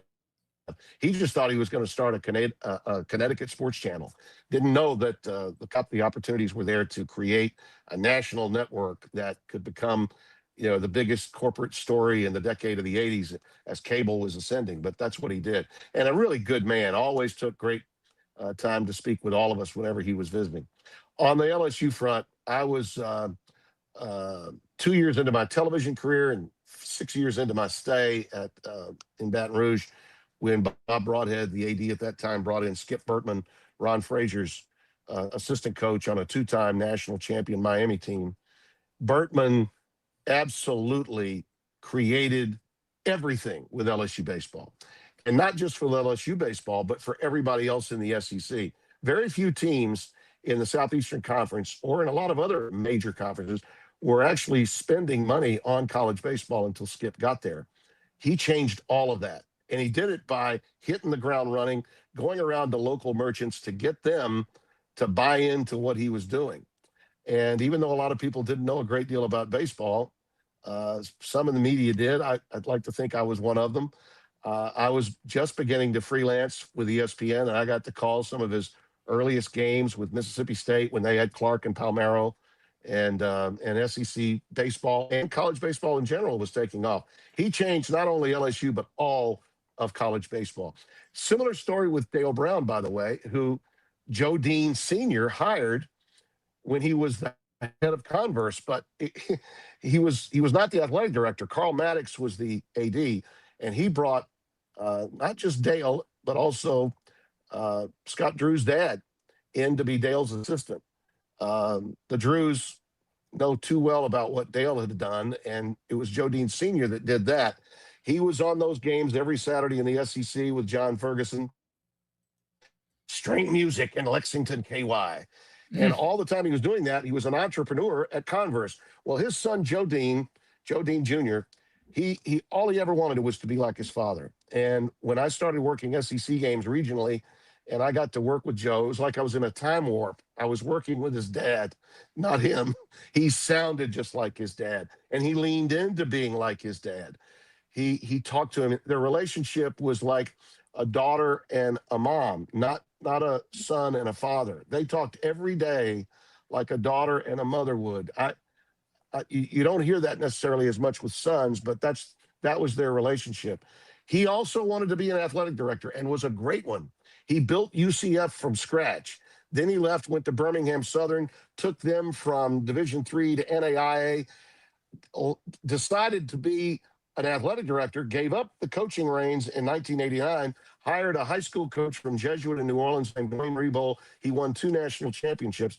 He thought he was going to get the Mississippi State AD's job 2 different times. He had played for Kermit Davis Sr., who also recently passed away, longtime coach at Mississippi State. And he thought he was going to be able to be an AD at his alma mater, just as his father was. But he was passed over once for Scott Strickland, another time for Greg Byrne, who's now the athletic director at Alabama. And like Joe, son of an AD, Bill Byrne, who was at Texas A&M, as many of your people would know. And prior to that, he was at Oregon. So, and I think that was crushing to Joe when he didn't get it the second time. And he spiraled a little bit then and suddenly went off the grid. 2 lovely kids, his wife, a rock, Ellen, but he spiraled. And when the SEC network was born, he did a year, and then all of a sudden he was off the grid. He wouldn't come out of his house. It was a really clinical depression. They found out after a stroke, Smoak, they found this out when they did a CAT scan. This was just months ago, that he had early onset Alzheimer's. So it wasn't just mental, it was physical. And when you see that happen to someone that was so dynamic, it really hurts. It really hits you. Plus, he's my age. He had just turned 71 not long ago. So, yeah, I'm taking it hard. It's been rough, both with Skip and Skip had a long life. He's 83 years old. Now, a lot of people have, and I know I am, I've shifted my attention to Coach Brown because he's 91. And he's had some heart issues that he's been dealing with. But I talked to him today. He sounded vibrant, but I'm going down there tomorrow to Baton Rouge, and I wanted to see him, but he said, Tim, I'm really not feeling well. Let's wait. Maybe you can come at a better time. So I know he's not at his best, and that's why I'm asking folks to pray for him right now. You hear this so often, right? People you love in certain areas of the country, you lose one, you lose the second, then it's almost like the third, is going to come. And I just don't want that to happen just yet. I'm asking God to help him out so I can continue to have my conversations with him. Because as I said, he's been like a surrogate dad to me. Oh, I know how much you love him, and you fought for him too. Tim, love the emotions, the knowledge, insight, the time. Good luck. We'll have you again. We'll get you back in the rotation. And thanks for your time. We appreciate it today too. My pleasure. My pleasure, fellas. Tim Brando, Fox Sports with us. Craig Smoak, David Smoak, and 365 Sports. We're going to take a break here in a minute and come back with Cole Thompson in just one moment. The emotions. He's always been a very emotional man in Tim Brando. And when you see people who you've known for a long time gone, yeah, it sucks. And then you start wondering who's next. And in that case, I hope that he gets many more conversations and a chance to meet Dale Brown a lot more between now and down the road. Yeah, I think Tim's just getting up there in life, and you get to a certain point, and people start moving on to the next plane. And I guess it's been a batch of people influential and of meaning to him here recently. So, yeah, that can happen. And when it does, it's a pretty tough thing to have to tangle with. So sounds like he's wrestling with that right now. And good luck to him and others who are dealing with grief or loss. It's not fun, but it's part of life. And, yeah, I think that's just the blessing of living a long life, is that you ultimately have the curse of having to say goodbye to a lot of people that you know. But the bright side is that you got a long life and you got to see all these people reach certain ages. Yep. So that's kind of how I choose to look at it. But maybe I'll think differently in a few years when I'm Tim's age. I don't know. But it's just part of the deal. You've seen a lot of family that has moved on. And it's as you get older, you're like, man, it used to be 7 of us, and now there's 3 or whatever it might be. When we come back, thanks to Tim Brando. Cole Thompson will join us, SEC Unfiltered, college football addiction. His thoughts about as we ramp up for the college football season. This is 365 Sports. So Alan Samuels, Dodge Chrysler Jeep Ram Fiat, Loop 340 east of 84 in Waco.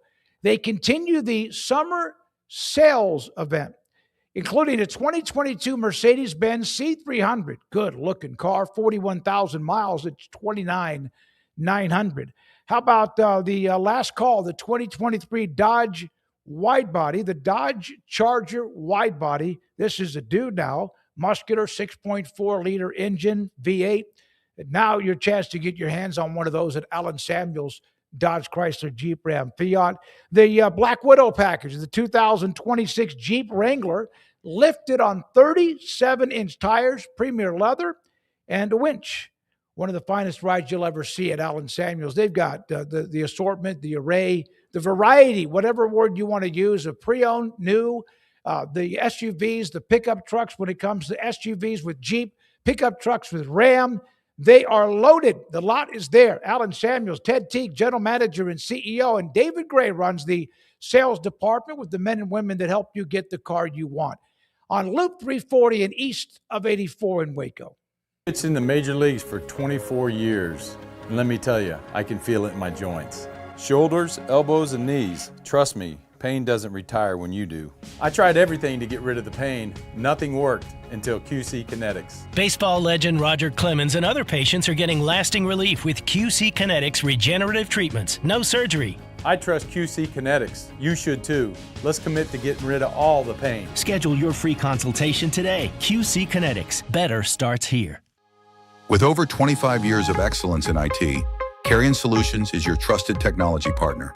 From managed IT services to cutting-edge cybersecurity, our expert team delivers tailored solutions that drive success.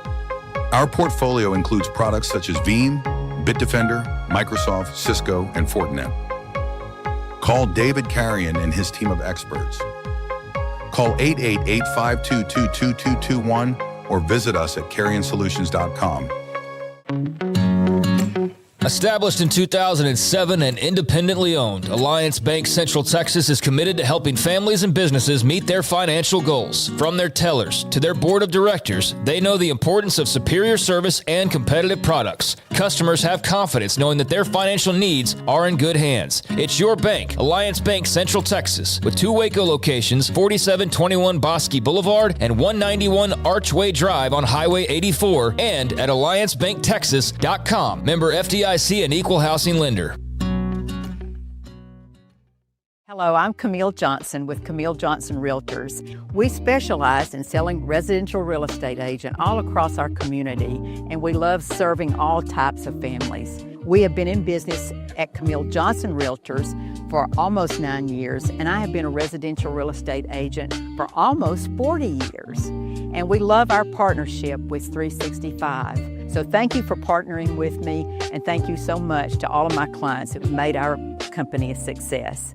Score big on your next ride during the Kickoff to Savings event at Richard Carr. Score your biggest savings of the year right now on Buick. Get a 3-row 2026 Buick Enclave and save $8,500. Or non-GM owners can save $6,750 on all 2026 Buick Envisions in stock. Get here now or go online and save thousands on Buick at Richard Carr. Find championship savings and win on your next deal at their Kickoff to Savings event at Richard Carr. At Richard Carr, we give you more.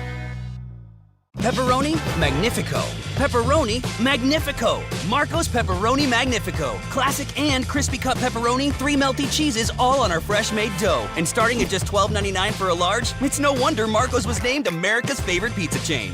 This 4 o'clock hour is brought to you by Stonewood Dental, your one-stop shop for your dental needs, specializing in teeth cleaning, fillings, crowns, sealants, root canals, IV sedation, extractions, implants, bridges, dentures, full mouth restorations, and bioaesthetic dentistry. Our priority is your comfort from the moment you walk through the front door. Stonewood Dental in Robinson, Texas. It's time for the Smoke Show on 365 Sports with Craig Smoak and David Craig. Here we go, this 4 o'clock hour. John McClain, Hall of Fame columnist, in about 35 minutes at the top of the 5 o'clock hour. We appreciate your time. Craig Smoak, David Craig, Rez Flores, and Garrett Ross running the mothership. And Cole Thompson, SEC Unfiltered College Football Addiction, covers the Texans in the NFL for Houston as well, and he joins us on 365 Sports. Cole, great to have you. We appreciate your time. I was looking at the Kalshi forecasted wins for each SEC football team, and there's a bunch of them that are going to be bowl eligible, which is expected. But there's one of them, Georgia, the only one expected to have 10 wins or more, and there's some lurking right there. Is there right now a great team entering the year in the SEC, or does that remain to be seen?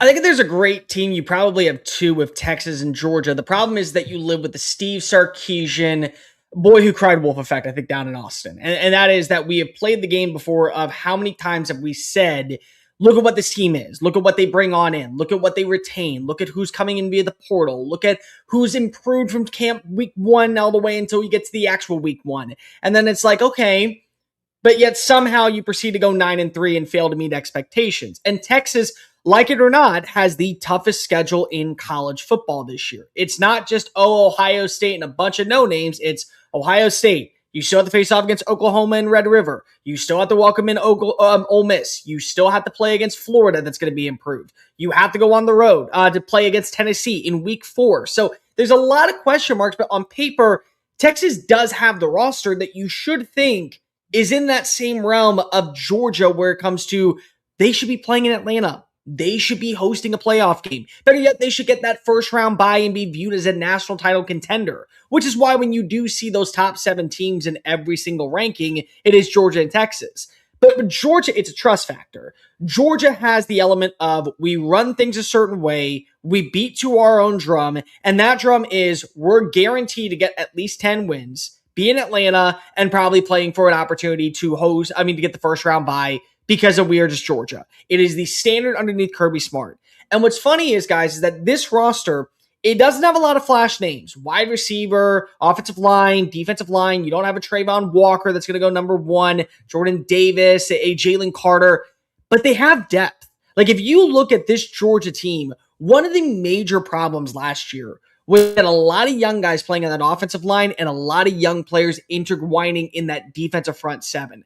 All of them have experience this year. So while they may not end up being All-Americans or even All-SEC talent, they're going to end up playing more cohesively, which is going to be a major asset, I think, in favor of Kirby Smart. I have no problem with Georgia being the number 1 team. I think Texas probably, if they had one game removed, whether it be Tennessee, Texas A&M, Ole Miss, they'd be in that same Kalshi 10-win range as well.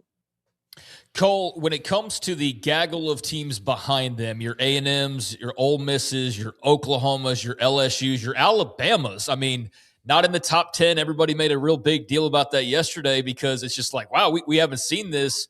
I've been saying I think Alabama post-Saban has made the entire landscape more interesting because they're just not this automatic. But as far as that goes, how do you sort of sort through those teams and who you believe in and who you don't at the top of that list? Yeah, I think that every single one of them that you mentioned, LSU, Alabama, Oklahoma, Ole Miss, and then you could maybe, if you wanted to, throw in Texas A&M. Texas A&M, again, is a top 10 team on the preseason poll. I would have had them a little bit lower. Those are the tier 2 teams in the SEC. Every single one of them should be in the running to make the college football playoff.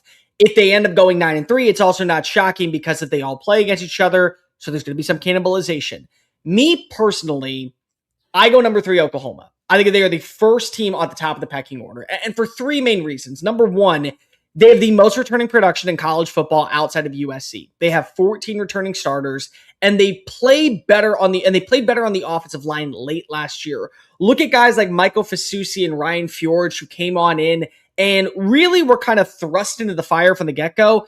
They weren't ready for SEC competition, but by the time that they got to that game against Alabama, or they closed out the year against Missouri, and they faced off against LSU, they started playing a lot better. So return production is one thing. Number two, if I could pick any mind outside of Kirby Smart to lead a defense coordinator, head coach in college football, it's going to be Brent Venables. The man just knows what his defense is needing to be successful. And they have a returning player at every single position that you just can trust. Whether it be one of the Bowen brothers in the secondary, whether it be David Stone at defensive tackle, whether it be PJ Adebade coming off of the edge, whether it be Kip Lewis at middle linebacker. So the pieces that they are replacing, there's a veteranship there to where whoever comes on in, they got an understanding of how we do things here. And if you don't meet the standard, brother, you're going to be shown the bench faster than you can say Red River Shootout. Like, that is where you are in the trust factor. And then the third thing is, I really think that John Mateer was limited last season because of the supporting cast around him. He had Isaiah Satanga in the receiving game, and he was great. They had nobody else. It was literally week in and week out, the number 5 show, and John Mateer utilizing his legs and being a hero, a folklore Norman. Well, what they did this offseason was they said, we're going to bring in some quality players who fit the roles that are necessary as complementary pieces. Satanga's back for another year, but they bring in Trell Harris from Virginia. That is a guy that I think that absolutely fits that wide receiver 2 mold. Parker Livingston comes on in from Texas. He has that open field home run speed to where you can let a deep ball fly and he is going to be waiting for it downfield.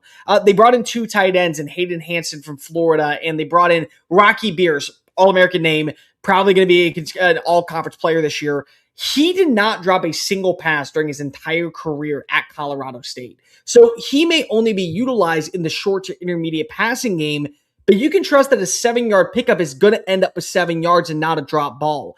The main question that you have, I think, with Oklahoma this year is, can they run it? Because they ranked 103rd in rushing last season. And I get it. You can talk about the offensive line, the insufficiency of Jaden Ott, but this is Oklahoma. Like, Oklahoma and Alabama are 2 teams known for their ability to trust the running back position. And the fact they didn't have that last year is a major red flag. If they can be average this year, I think that they are a shoo-in to go to the college football playoff. After that, you got some combination of, I think, Alabama, Ole Miss, LSU, and Texas A&M. But I start off with Oklahoma at the top. Cole, you know, we've used this term of tribalism when it comes to college football conference fans and their love of the conference, and, you know, the chant, the SEC. And yeah, they're a little bit like stunned about what the Big Ten has done. Did the SEC begin conference fan tribalism? Were they the ones that launched that?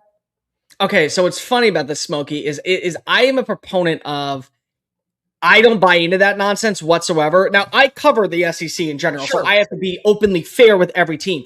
But if I'm an Alabama grad, if I one day said, I am done doing media coverage, I don't want to be in this field anymore, I hate college football, I just want to go be, you know, sitting at home on the couch, I would hate every team in the SEC. Every single one. There's not a single team I want to see be successful. Like, I would openly, in that game against Miami versus Ole Miss last year, said, who do you want to win? I sure as heck don't want to see Pete Golding and company get that win. So, like, this whole loyalty thing that people talk about, yeah, it's come on up because of the chant SEC, SEC, SEC. But if you talk to most college football fans, at least from the olden days, so let's go pre-2012, when Texas A&M and Missouri joined the conference, nobody liked each other. Nobody wanted to see each other be successful. And the pure heads that are all about that, they carry that same mantra. You would be bar pressed to, if you ask an Alabama fan today, what would you rather see? Indiana go on a 10-run year period of being the most dominant team in college football, or Tennessee winning 1 national championship?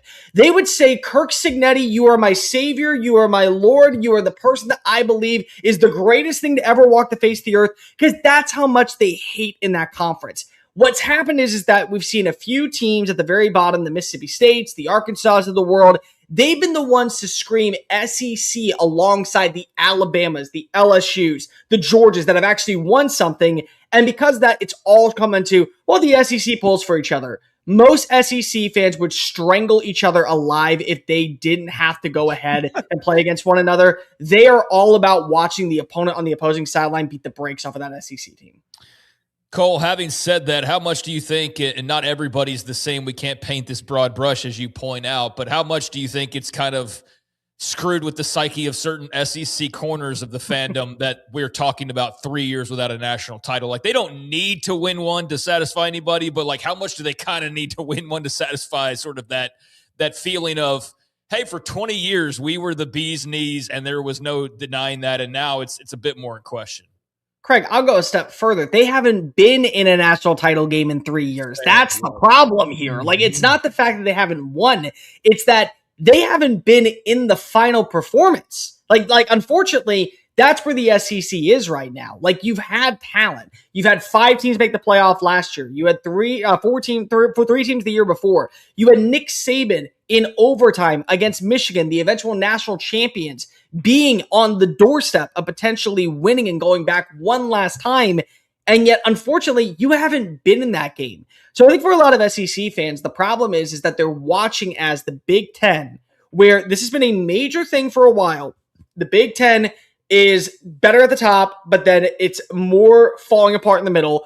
They've started to see that notion kind of go away because of, at the top, the SEC isn't even in that stratosphere of playing for a national title, like Ohio State, like Michigan, like Indiana. They've gotten as far as Oregon has gotten. And right now, for many people, the projected favorite to win the national title in 2026 is Oregon. And the two teams that most people say, well, they'll probably be there alongside them out in Las Vegas, is Notre Dame and Miami. So we're still at a standpoint of Texas and Georgia and Alabama and LSU. As much as we want to say that they are still staples of the sport, they haven't made it to the final game. And I think right now that's really hurt more of the psyche of the SEC. If this year they end up not winning it and they lose to Notre Dame, but they're in the final game, that's not to say that they're excited about it, but let's just say that they'll feel a lot better about the current status of the conference. What I'm very interested in, though, guys, is that 9th conference game. Because forever, the thing that the SEC has said is that they have dominated in the middle. The Ole Misses, the Missouris, the South Carolinas of the world, the Tennessees even of the world, the Auburns. And it's because they played 8 conference games. Is it going to look more like the Big Ten does, where you have those 2 or 3 tier 2 teams, and then a major drop off to 6-6, 5-7, 7-5? Is that going to be the SEC this year? Because for the first time ever, they're playing a 9 conference game schedule. Yeah, that is going to be interesting, and the narrative that comes with it. The season itself, we have had so much in the offseason with rulings and hearings and eligibility or whatever, just to get to the first, even if the one weekend there's a handful of games. Can you taste that right now and get to where we watch the games and get evidence? Oh, Smokey, I have been salivating, waiting for that Dublin kickoff between Bill Belichick and his final performance before he is shown the door, and then TCU. I mean, we're at that point. We are starved crazy for college football. And I think in the SEC, more than anything else, they just want to show that they still belong in the premier level of conversations along with the Big Ten. And you look at some of these rosters. We can go with even LSU for a certain matter. LSU has 55 new players, including players from the MAC, the Mountain West, the SEC, the Big Ten, the ACC, all gelling together.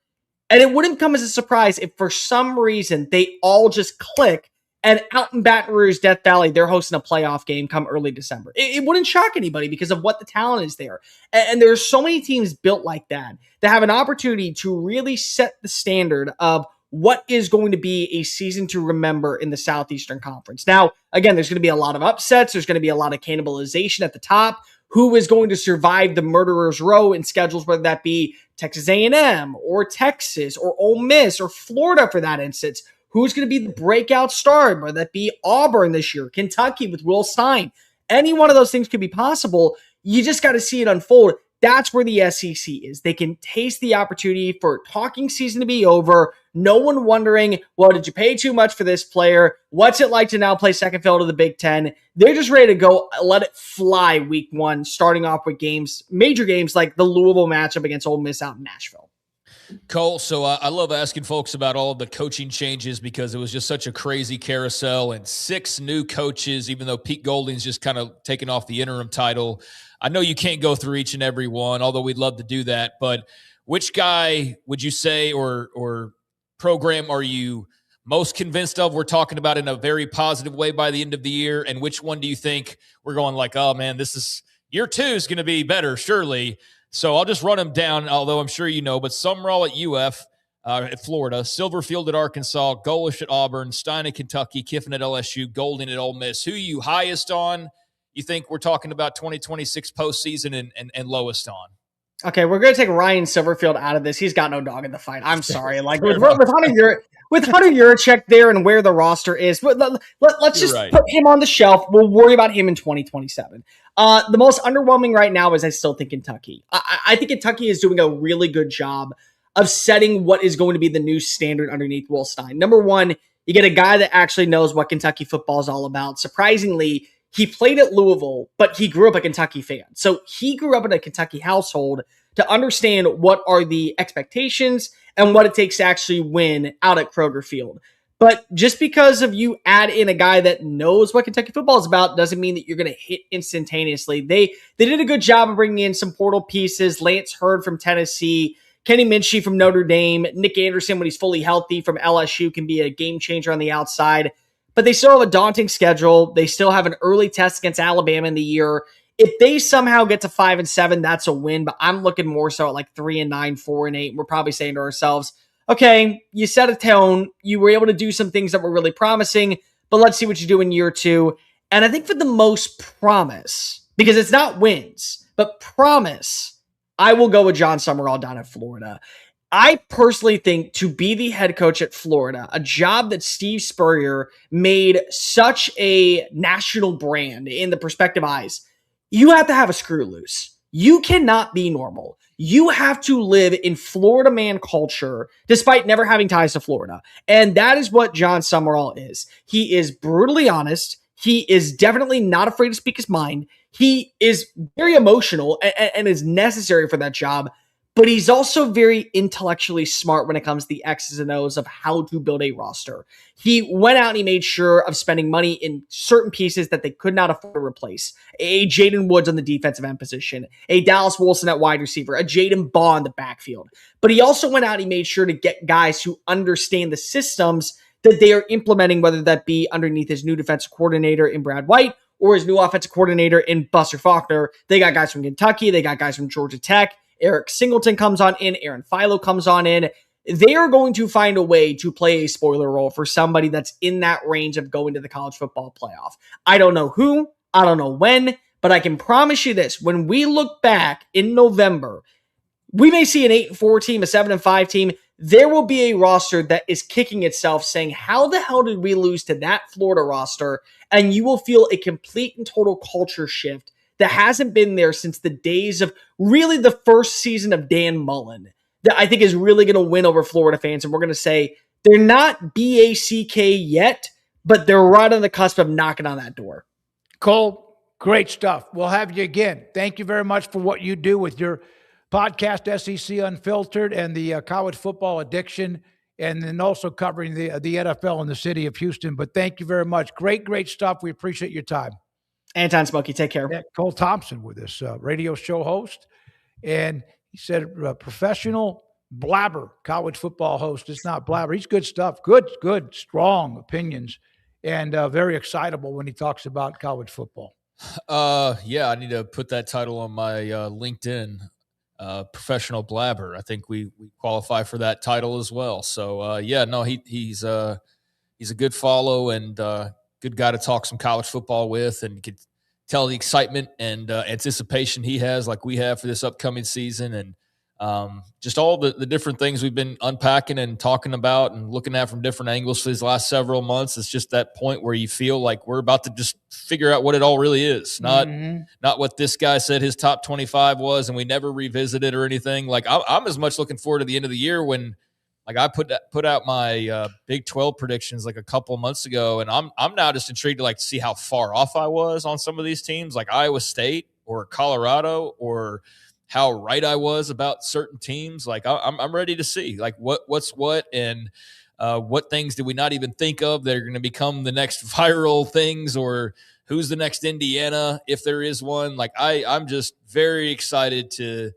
see all of these very interesting variables, from coaching changes to player personnel changes to just the uniform patches. Like, what do those look like in practice? I mean, what does the SEC 9-game schedule look like in practice? What does another year of the 12-team playoff look like? I mean, there's just so many things, and I'm not a hype man for the things I cover. If you ever hear me hyping it up, it's because I really actually am hyped about it. It's not like, oh, I got to do the promotional thing because we carry this network, so we've got to talk them up, kind of a deal.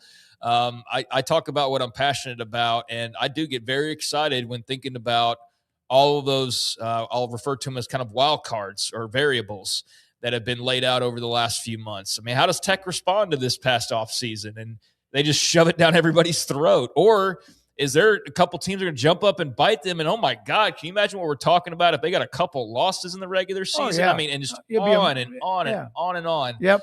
And, it's very exciting that we're going to find out. Yeah, I mean, you hear about, well, people are going to be after them, or what you're talking about Tech. They're a little bit angry and edgy too. So they've got a little something that they'd like to validate because of the way last season ended, and just pissed off at a few things themselves of what they took, whether they should have or not. Well, they're in a position now where if they lose more than a game, that's a massive story. It is. And they're at a point where if they go unbeaten, that's a massive story. If they lose a game like they did to Arizona State last year in the regular season, like, where does that put them? Because when did it happen, and who did it happen against? And so, yeah, they're very much a team under the microscope, and every move they make is going to be under that microscope. So, yeah, how do they respond to a very tumultuous but yet also very successful offseason and try to run it back for the first time in school history? So, I mean, you could point to any part of the country, the Northwest to the Southeast, and the Southwest to the Northeast, and all points in between. And there's something interesting to look at and get excited about when it comes to this upcoming season. All right, Craig, David Smoak, the Smoak Show, 365 Sports. We're going to break here, come back with Craig's Off the Radar. We'll roll right into John McClain and get his feedback on some things NFL as we're closing in on the regular season, and Von Miller to the Cowboys and a few other nuggets too. This is 365 Sports. Saw that article from Front Office Sports on Tarleton State University and what they've done with their athletic department. I sent a text to Dr. Hurley, the president, Steve Urias, the AD, said, man, you guys, that is priceless publicity because of what they have done to commit to be a part of big boy college athletics. Tarleton State University also gives you a tremendous education. Get a purpose that transforms your life and inspires future generations through hands-on learning, real-world research. Students graduate ready to lead and serve and make an impact at Tarleton State. Build on access, opportunity, and affordability. Tarleton State gives every Texan, of course, their nickname, mascot, and tools to succeed. You're made for more. You were made to be a Texan. Learn more at tarleton.edu. 90 years ago, Bert Cullen Ford made a commitment, not just to sell Fords, but to serve Waco. What began in 1936 wasn't a transaction. It was a partnership built through hard work, quality, and integrity, mile by mile. For over 4 generations, Bert Cullen has been driven by Waco. Thank you for the road we've traveled together and the miles that lay ahead. Petty Clinic Men's Healthcare in Woodway is now proud to offer you men an exceptional weight management body sculpting product called semaglutide, also known as Ozempic or Wegovy. Semaglutide is an FDA-approved weight management medication. Once-a-week injections of this powerful medication offers an average body fat weight loss of 20% within the first year of treatment. In addition to body sculpting, semaglutide also normalizes blood sugars and has the clinical research proof of reducing blood pressure, cholesterol, stroke, and heart attack risk. If you're like most men and you have stubborn fat that will just not respond to typical diets and exercise, then help is finally here. Semaglutide. Affordable, highly effective. Google search Petty Clinic Waco and reach out to the Petty Clinic team today for a free consultation with Dr. Petty to see if semaglutide is right for you. Go to pettycliniclowt.com.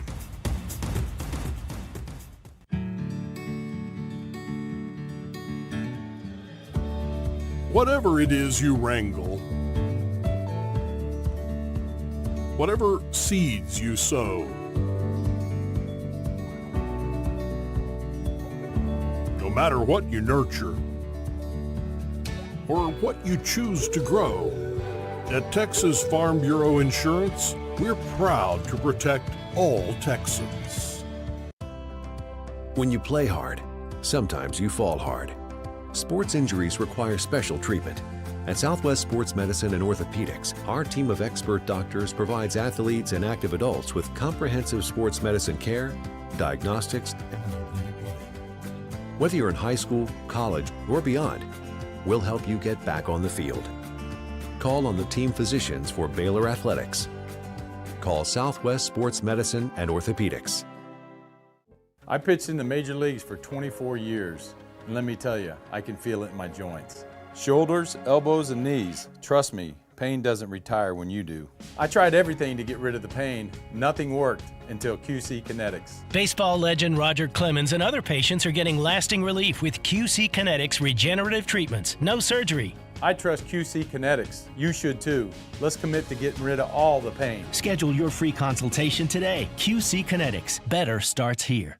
I get those goosebumps every time.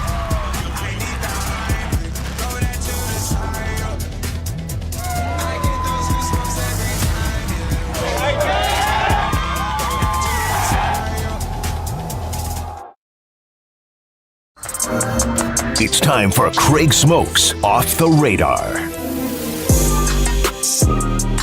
Welcome back into 365 Sports. Time for a little Off the Radar. And as I was just sitting here skimming during the commercial break, there's a video. I don't know if you ever come across the Dallas, Texas TV account. It just kind of posts stuff from DFW and various funny things or major news. And this post, and I know there's a lot of people that are in the Texas area that watch us, but 108 degrees in North Texas today, and they've actually got video that somebody took of.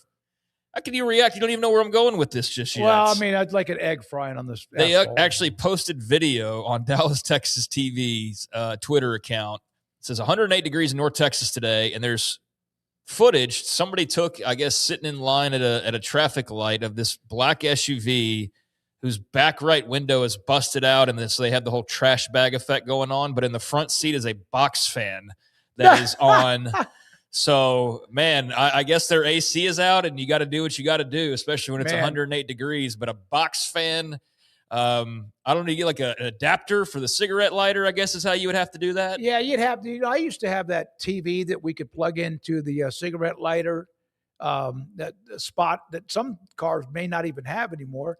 Yeah, I think that's basically just a charging port now. Now you don't have the cigarette lighter aspect where they don't give that to you in new cars. Well, I was told when we went to Utah on that golf trip with Pete and John, I took a battery operated, you could charge it, plug it in, charge it, fan that was probably about this wide, and you had a little part where you could put it in the cup holder in the golf cart. And I got to tell you, when it's 108, 10 degrees, even though it's not the humidity of a lot in the south, like Texas and to the east, it just a little bit made a difference just to have a little bit of breeze. Oh, something's better than nothing. Even if it's hot air just blowing around, I'd rather do that than just sit and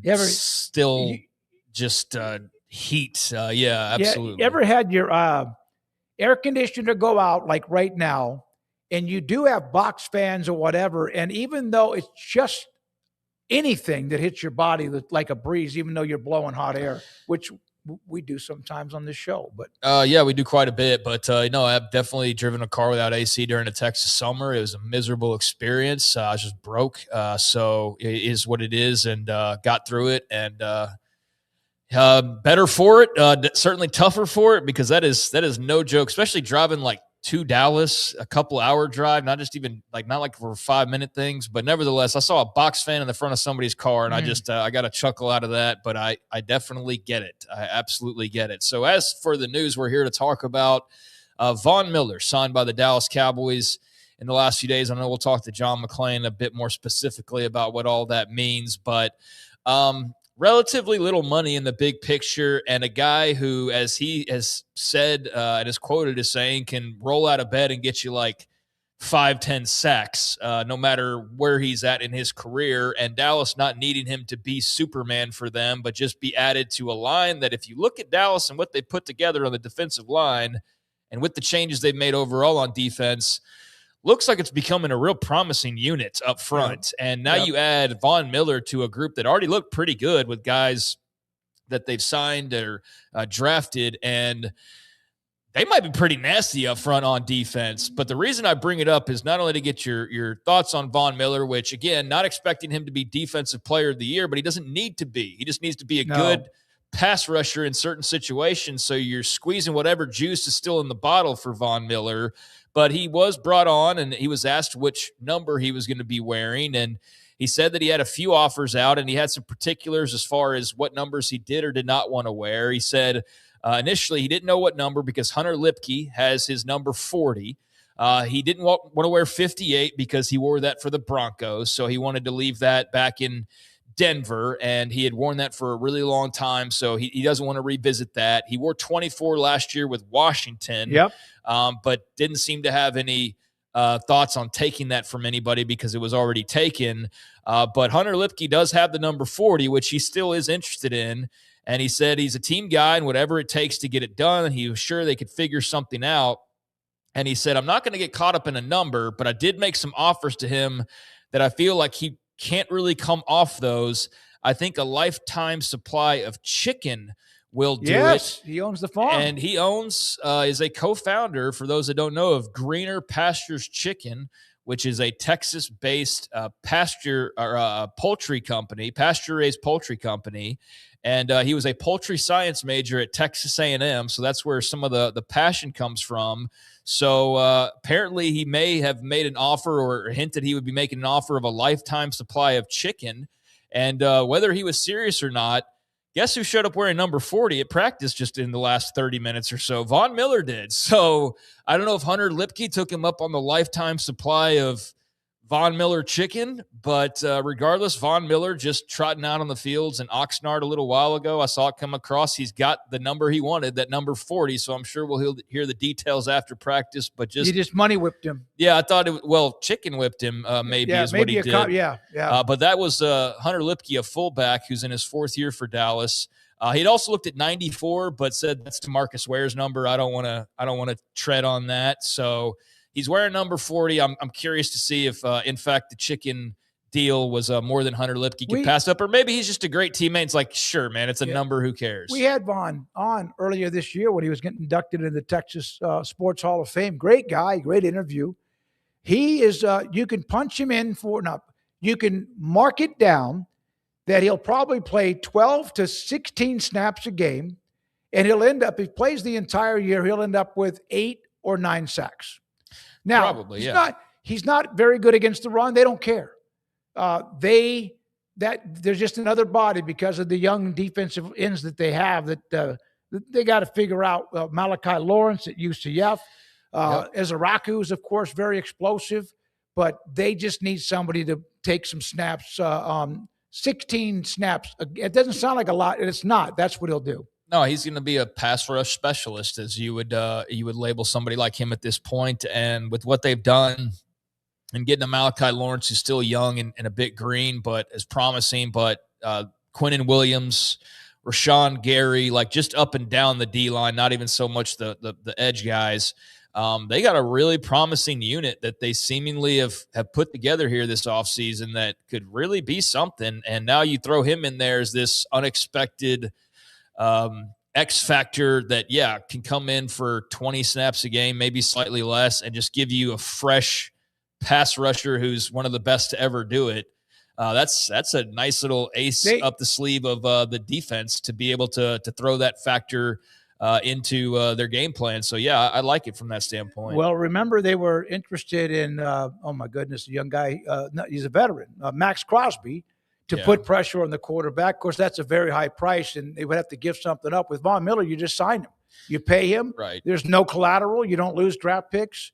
And it also does, in some way, if you look at the possible negative of this, that they had to sign Von Miller at his age because they're not so sure about how they're going to get to the quarterback. Their interior defensive line is stout with Quentin Williams and Rashad Gary and others. So that will be interesting to watch. Yeah, it's just a lot of eyebrows raising when he came out wearing number 40. So we'll see if, in fact, he got the deal done with Hunter Lipke, and that's what he will wear. It's also what he wore at Texas A&M to bring it back to college football. So he could be wearing the number that he also wore with the Aggies here in his home state of Texas. Meanwhile, Jordan Tyson, Arizona State star, who was drafted by the New Orleans Saints in the first round back in April, is going to miss 2 months with a right hamstring injury, according to reports yesterday.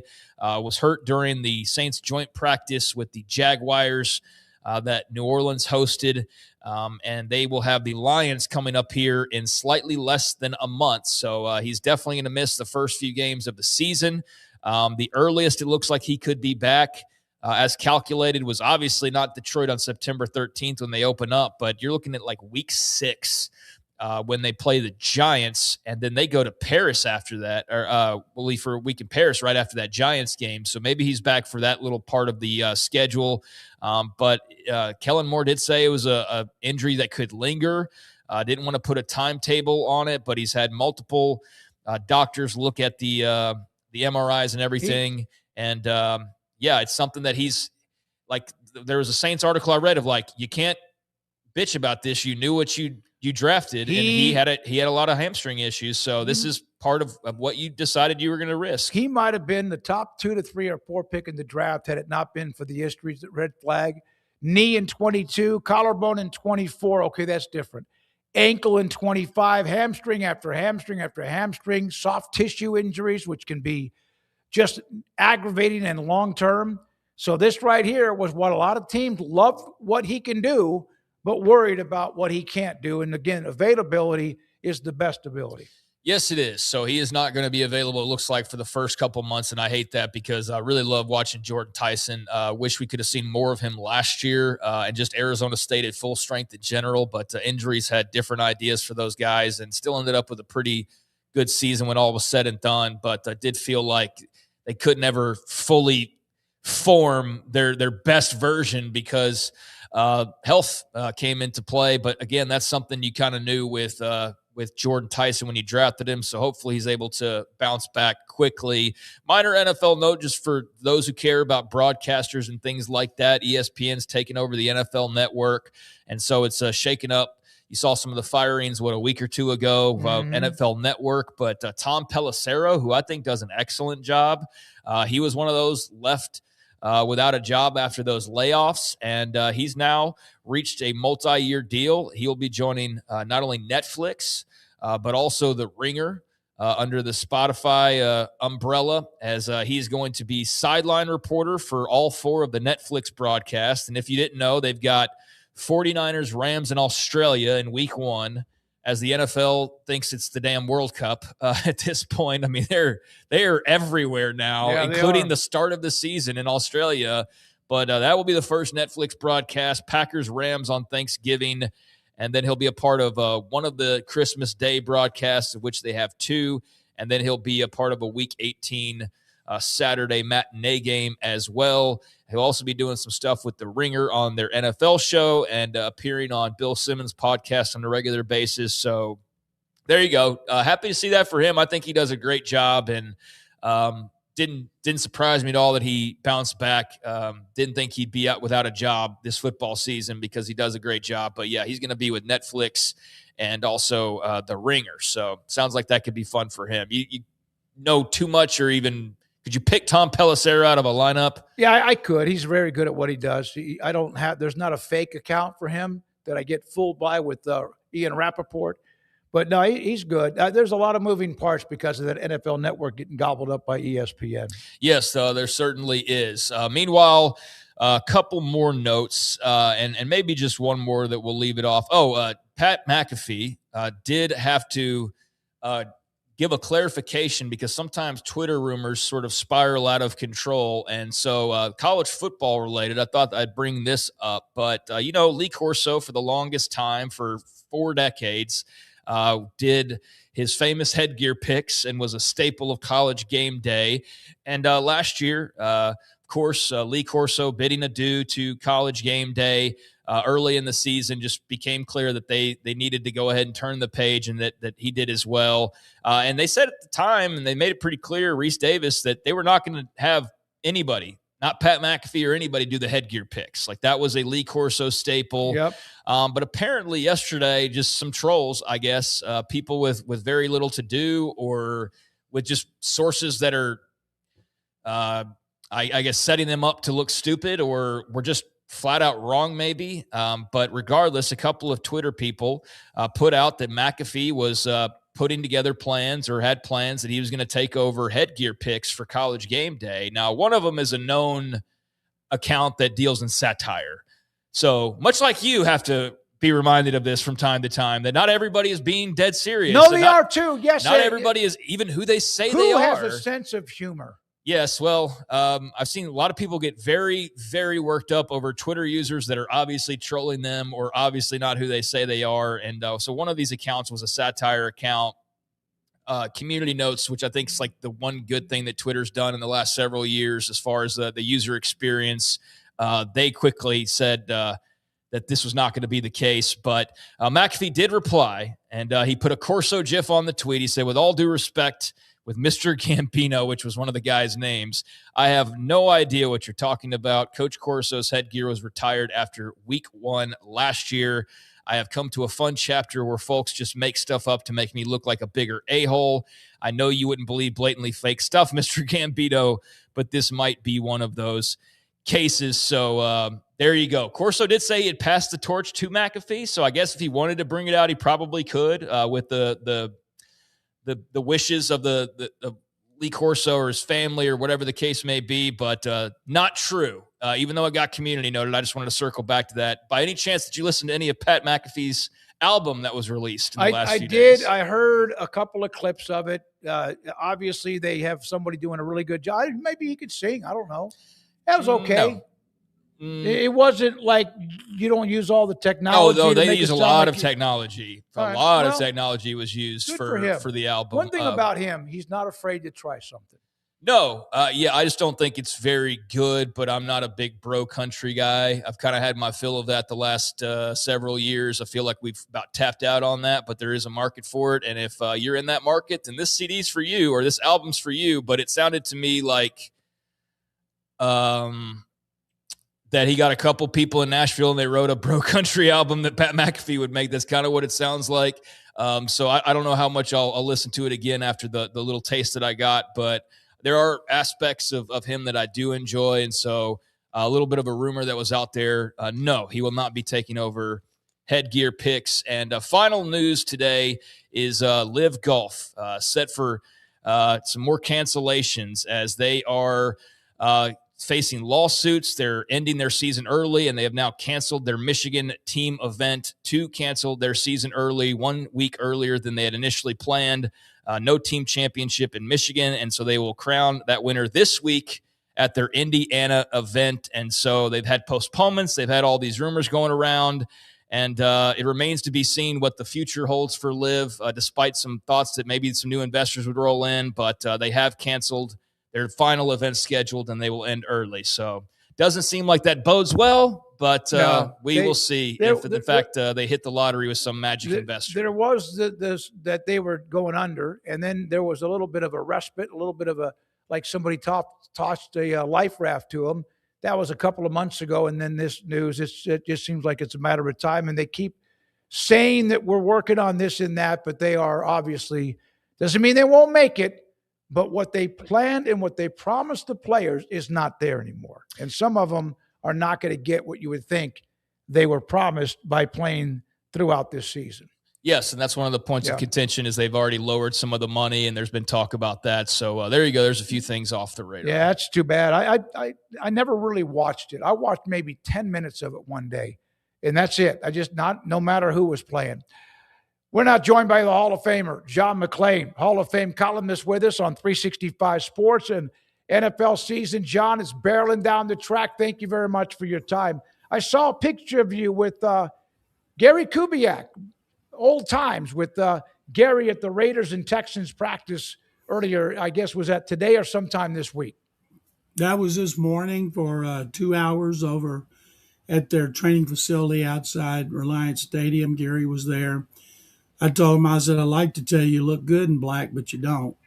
And we talked about 30 minutes beforehand. His oldest son, Clint, of course, is a new coach of the Raiders and very fired up about the direction that team's going because mainly Fernando Mendoza. I watched everything he did, including a guy named Jalen Petrie. I know y'all have heard of him.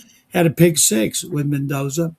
And I went over and listened to Mendoza's news conference afterward with the media, and I don't know that I've ever seen a rookie, who is so smooth. As soon as he got over there, he's cutting up with the media and everything. And they said, what about the pick six? And he just says everything right. And I told their longtime media relations director, after some of the quarterbacks you've been stuck with through the years, he's got to be a gift from God. And I talked to Clint Kubiak about him. Everybody loves Mendoza because he's special. Kirk Cousins is going to start, and he should. They know they're not a good team. They're just hoping to show some improvement and showing people they're on the right track. Their general manager, John Spytek, won a Super Bowl working for Gary Kubiak in Denver, then won one working with Tom Brady in Tampa Bay. He knows what he's doing. Brady knows what he's doing. And Mark Davis, the owner, he was there, and he stayed out of it. At one point, he was paying like 3 former head coaches and general managers. I wanted to walk over and ask him if he could put me on his payroll and pay me to do nothing like he's doing them, but I couldn't get close enough to him. So people are kind of fired up about the direction the Raiders are going. And then, of course, the Texans, people are here real fired up. There's a lot of national people that I'm surprised are picking the Texans in the Super Bowl, because they do have a Super Bowl defense, as we talked about, but their offense, especially their offensive line, which continues to be shuffled, has, to me, got a long way to go. So we'll see, because right off the bat, it's going to be about defense, because they play Josh Allen and Joe Burrow here. Then they go to Indianapolis, play Daniel Jones. Then they come back here and play Dak Prescott. That's the first 4 games. If they could start 3-1, people, of course, would be ecstatic. They've beaten Josh Allen here the last 2 years. They sacked him 8 times last season. And so, he'll have a big chip on his shoulder. He'll want to come in here and break that streak and get off to a good start for the Bills, who are, to me, a better Super Bowl candidate than the Texans are, because they have Josh Allen. So it was a fun day, and now they play on Thursday night. The starters is the only time they'll play in preseason. John, you mentioned defense a second ago. What are your thoughts on what the Cowboys did in the last few days with Von Miller signing with the team, and what looks like it could be, not putting too much on him, but just in general, a pretty salty defensive line there in Dallas? I like everything the Cowboys have done, starting with their new coordinator. I picked them to win the division, and I think they will. And I think it's because they got a great offense, not the very best or whatever that is they call them themselves by their initials. What is it? The best there ever was, or something really stupid. And but their defense should be vastly improved. It's like the Texans have great defense. They need their offense to be vastly improved. If you could combine their great defense and great offense, they'd run away with the Super Bowl. But Von Miller had 9 sacks in a part-time role. He's had some injury issues. He's had some off-the-field issues. I didn't understand why they didn't make an effort to keep Jadeveon Clowney, who had 8.5 sacks in a part-time role. He and Miller at this stage of their career, Clowney's 4 years younger, but they're pass rushers. And Clowney is a great run player, always has been. Vaughn has been a great pass rusher. And when you're part-time and you get 9 sacks like Miller, who we just put in the Texas Sports Hall of Fame in this year's class, and Jadeveon Clowney at 8.5, those were really good additions for guys who will help keep the starters fresh. And I'm excited to see both of them, what they can do with Miller with his new team and Clowney with his old team. So apparently he went to practice today wearing 40. Hunter Lipke is the one that had the number. How much are usually some of those roster or jersey exchanges? Is it 10,000 or what can it be, John? You got a story about one of those in the back There's in the some day? guys that have asked for 100,000, 50,000. And the guy that wore 90 here, Logan Hall, a veteran from Tampa and Houston, who was a former second-round pick, who was signed as a free agent, also will be part of that rotation. He just gave it to Clowney. I thought it was a very class deal. He didn't even have to offer him anything. He just gave it to him. That's rare, unless it's a nobody.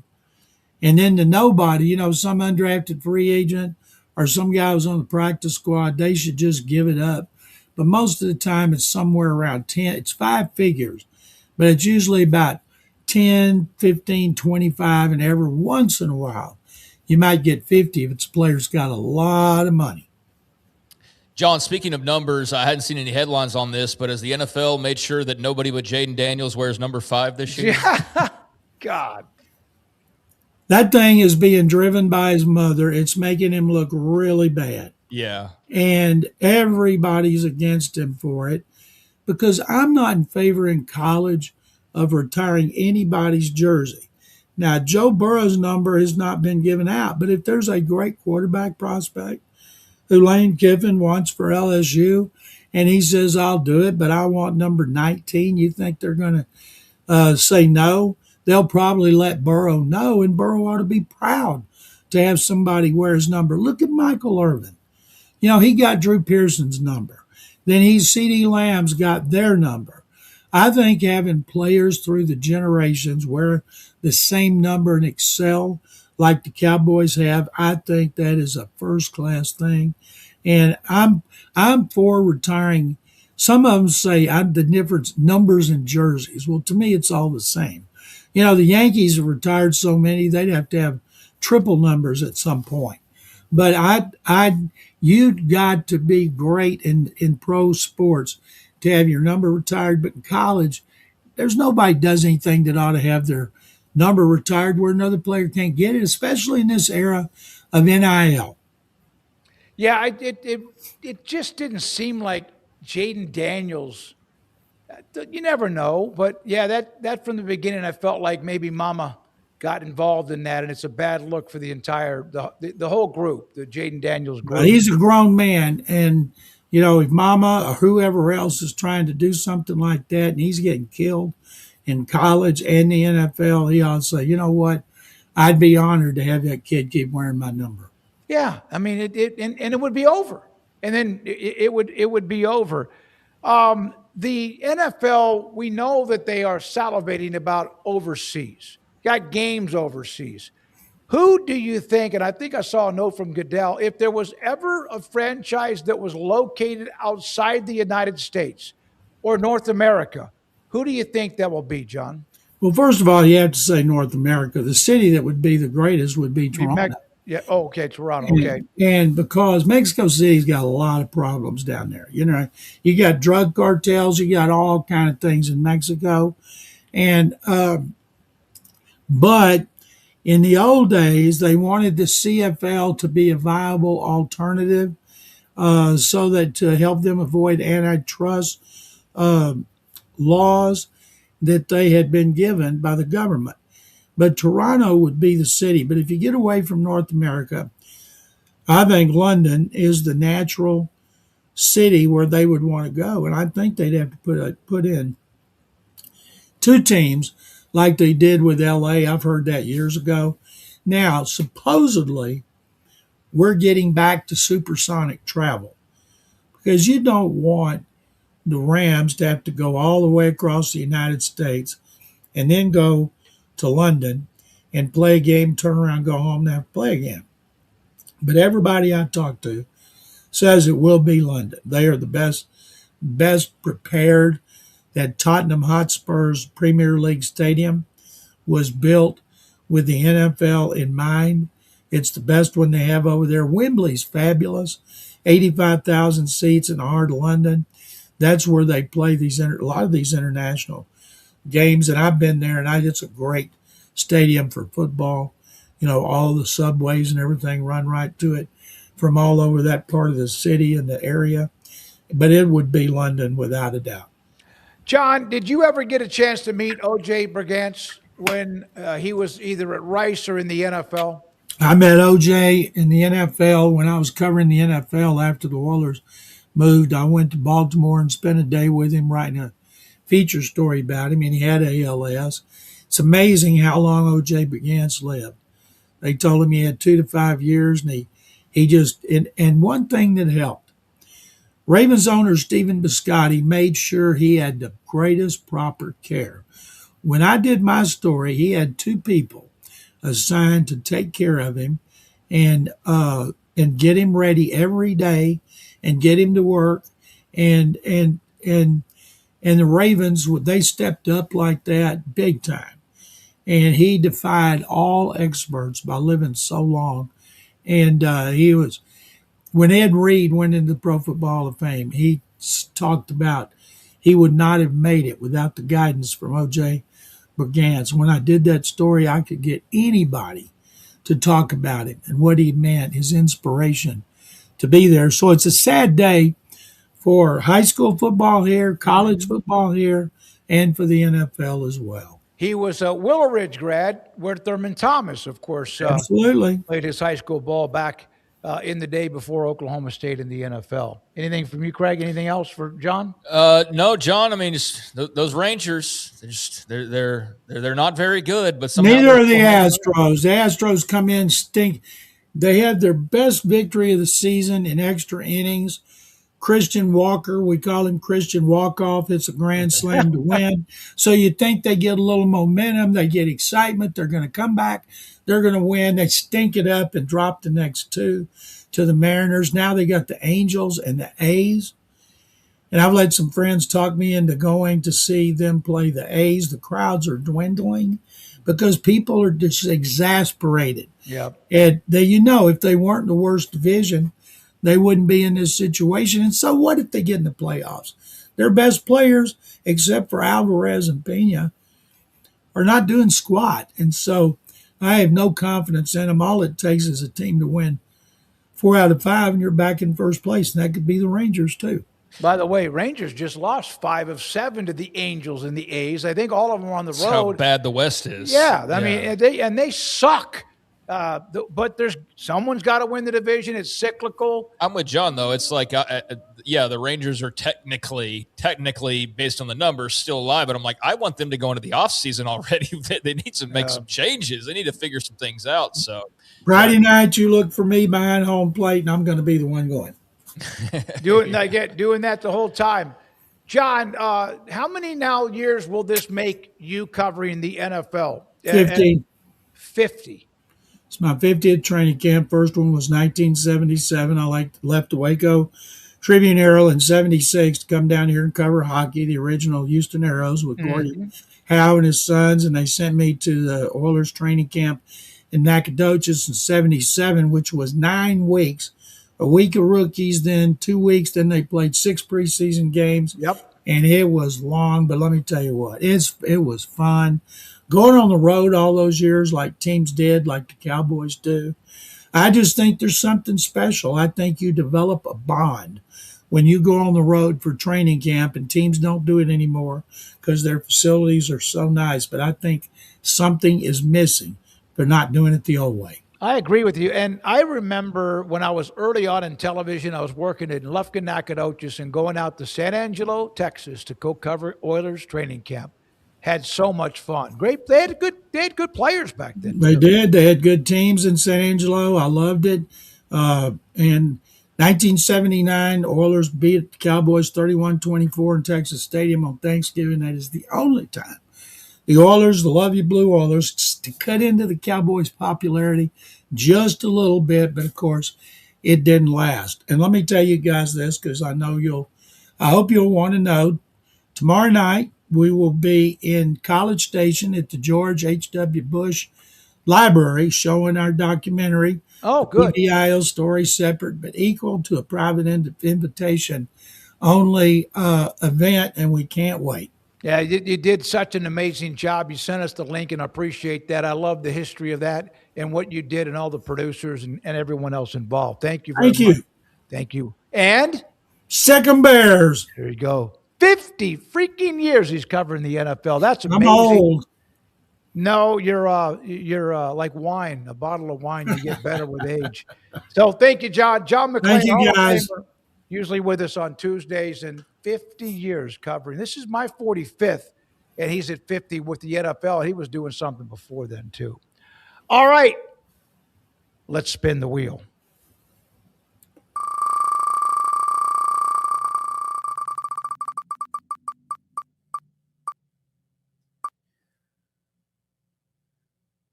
All right. If you went out to the NFL Hall of Fame, what era or piece of history would interest you the most? I think you've actually been out there. Yep. I have not. I have. Very lucky. No, few people have been out there and really enjoyed it. For me, I think the 90s would probably be the era I was most interested in, just because I was younger and that was the start of my fandom, and just a lot of nostalgia and great memories. The 2000s would be close by there. I don't know. I'd be fascinated by a lot of the earlier stuff as well. I just have a ball regardless of what part of it. But yeah, my focus would probably primarily be on the 90s, just because that's more of my peak as an NFL fan. Well, it's because I was old enough to understand it a little bit in the 60s. I remember the history, and I just got soaked up in that. I would say the 70s, because so much changed when you started having the television broadcast with Monday Night Football, Howard Cosell. And I just soaked that up, even though 4 years of my life we couldn't watch that because I was living in Japan when my dad was stationed near Tokyo. I would say the 70s. I just saw so much. The AFL, NFL merger had happened right there at the end of the 60s. And Washington with George Allen started to become quite the thing, although they couldn't break through and win anything. So the 70s for me. All right, let's get to the quizzes. See if we can go 1-1, 0-1, 0-2, 2-0. Dressed in a suit, bowler hat, Hall of Fame. Connie Mack managed for a record 50 seasons. There's 50. Which iconic franchise did he lead to 5 World Series titles? And Craig, I don't know if I'm right. But I thought it was the Philadelphia Athletics. I don't know. I think it's the Philadelphia A's. That's the team that I most associate with Connie Mack. So yeah, that's what I feel like the answer is. And I don't know about much of the rest of his history, but that just, like immediately I was like, no, it's the Philadelphia A's. So yeah, I think we're on the same page here. I do too. Let's go with the Philadelphia Athletics.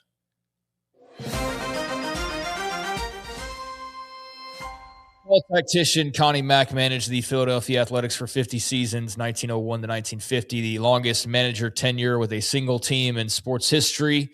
So did he even manage anywhere else? I guess don't not. know that. Mack built 2 legendary dynasties, but severe financial hits from the Great Depression forced him to sell off his star Hall of Famers to keep the franchise afloat. So, yeah, I remember reading a bit about him and the Athletics, and did not realize he had coached them for 50 seasons.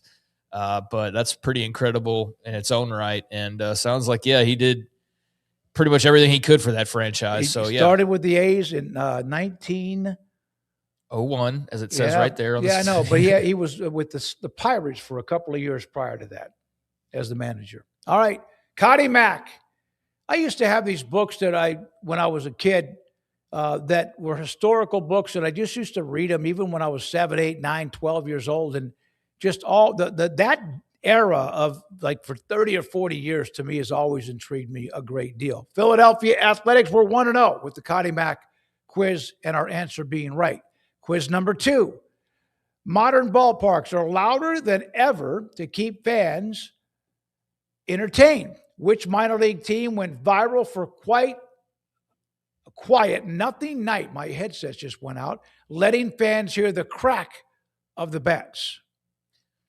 No earthly idea on this one. It's an interesting concept. I mean, minor league baseball does a lot of interesting things. They do a to great keep job. Yeah. fans coming to the ballpark because the product doesn't always keep people rolling in droves. So they have gotten creative over the years, and a lot of crazy ass uniforms and various theme nights. This one though doesn't ring a bell.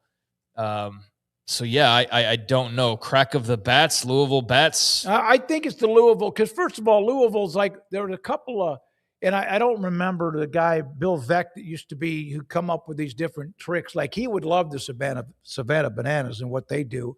I want to say it's the Louisville bats. Yep. Yeah, let's go with the Louisville bats and see if that's a shot in the dark. That might be right. It is. All right, Greg, you cut the bats, and that if without that, I don't know that I would have guessed correctly. But Louisville bats, AAA affiliate of the Reds, host Nothing Night to stripped away all stadium DJs, walk-up tunes, and flashy light shows. The stadium left only a traditional organist, the PA announcer, and the natural sounds of the game to give fans a classic ballpark feel. I'd be interested to see what the response was to that. On the one hand, it sounds like it might be kind of unique. It also sounds like it could be really boring if you're accustomed to all the fanfare. You know, you have the organ music, or you have I don't know if now that's like me at my condo. I have very rarely do I have any sound of any games that are being played, because one, I'm trying to concentrate on what I'm doing, which is work or something, business. And I have the games on, but I don't like to have too much of that noise because the announcers and et cetera, everything else. 2-0, Craig. Louisville and the Philadelphia Athletics. Let's get to the poll results from our great audience. Thanks to Andrew Valade. What is the biggest storyline or surprise from the 2026 preseason AP Top 25 poll? Well, before we get to that, I did want to follow up. I looked up to see what the response to Nothing Night was. What was it? And AI at least tells me, which I kind of hate. That is like, it's. But I'll take its word for this, because I don't know how you could kind of get this totally wrong. But apparently it was very popular. It got a lot of attention, obviously, but it prompted the team to immediately schedule another Nothing Night for later in the year.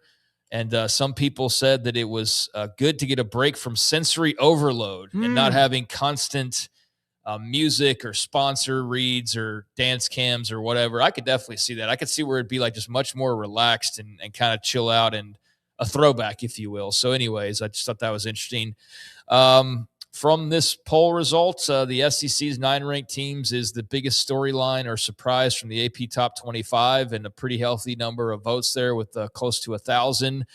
Of the way it's been divvied out here, yeah, Indiana number 2 at number 6, which is just crazy that this is the new reality that we're in of like, oh, Indiana's getting disrespected.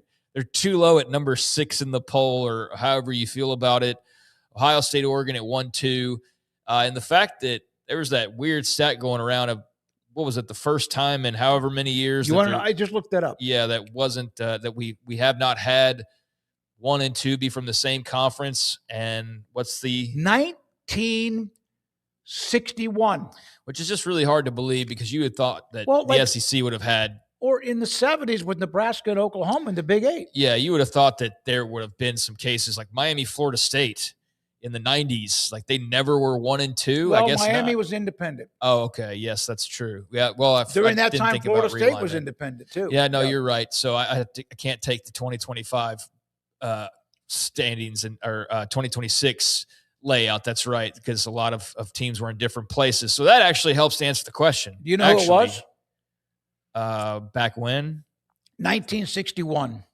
Oklahoma, Nebraska. No, I'm talking. No, it was Ohio State, Big Ten. Oh. And Iowa, the Hawkeyes were 1, and Ohio State, the Buckeyes were number 2. Yeah, that just seemed hard to believe it would be that long ago. That's hard to believe that that's not happened more regularly. But then again, Ohio State and Oregon weren't in a conference together up until 2 years ago. So now you've got ways for this to happen, I guess, more often. But the 0 G6 teams, I said this yesterday. I'm really curious if that becomes a new common theme with these preseason polls, or if we next year see Boise State put it like 22.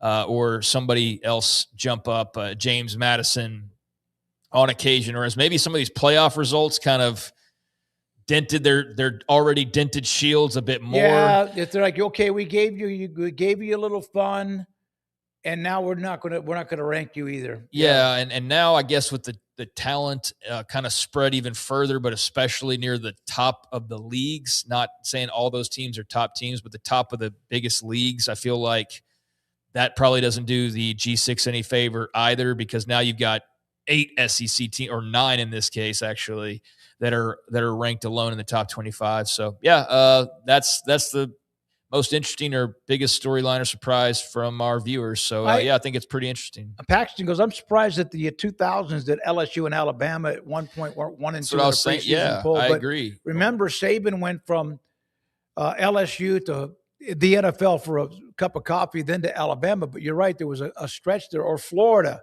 LSU, or Florida Alabama. But I would have lost a ton of money on that. I would have thought that, again, Nebraska, Oklahoma were 1 and 2 at least once in the 70s to start the year. Yeah, but then he came back and they had a rematch in the national championship game. 1970. No, I was talking about Saban. Oh, yeah, that's right. That's right. They beat LSU. They lost to yeah, you're right. That's exactly right. They lost to them and then came back and won, right? No, they beat them in a shutout that was a 12-0 or whatever. Yeah, it was 21-0. You're about 0 for 6 on the guesses. Well, but they scored. Yeah, but nevertheless. Yeah. Okay, so 9 ranked SEC teams is of the most interest to the people, but obviously there's some pretty good distribution here, and that just goes back to, I mean, we're talking about a very small sample size of 4 topics, really, that are fresh topics because of just the AP poll, much less the entire rest of the landscape. And that's why I'm so fascinated by this 2026 season. Yeah, there's a lot of reasons to be. Thank you very much. One quick note, because tomorrow, Donovan Atwell is back at Texas Tech. That now leaves Grant McCaslin and the Red Raiders basketball team. We got another poll question. I'm sorry. I just went. So I didn't take my Adderall today. Or any Which day, I era guess. of baseball is your absolute favorite to explore? Wow, 80s, 2000s. I mean, that probably speaks to a lot of the just the age grouping that The we're steroid talking era. to. Yeah. Steroid era was a lot of fun until the fallout from it, and then baseball really was a mess, I guess, in the fallout of all of that. A boring mess, especially in comparison to the heights that reached. The today's era, I feel like there's been times where they sort of gather some momentum and then it's squandered for one reason or another.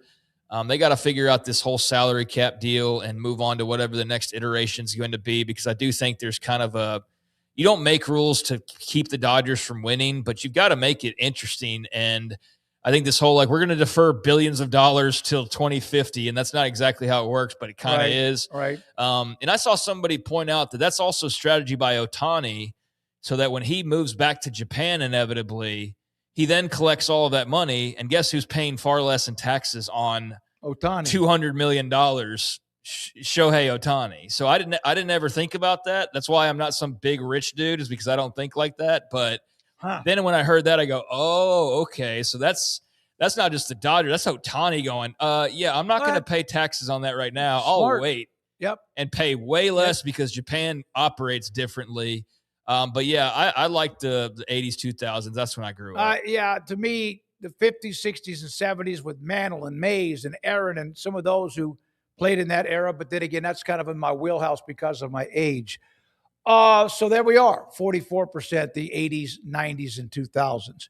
So I was going to mention this because I'm going to go and look for a nursing home tonight. I'm going to go find a room because I'm losing it a little bit.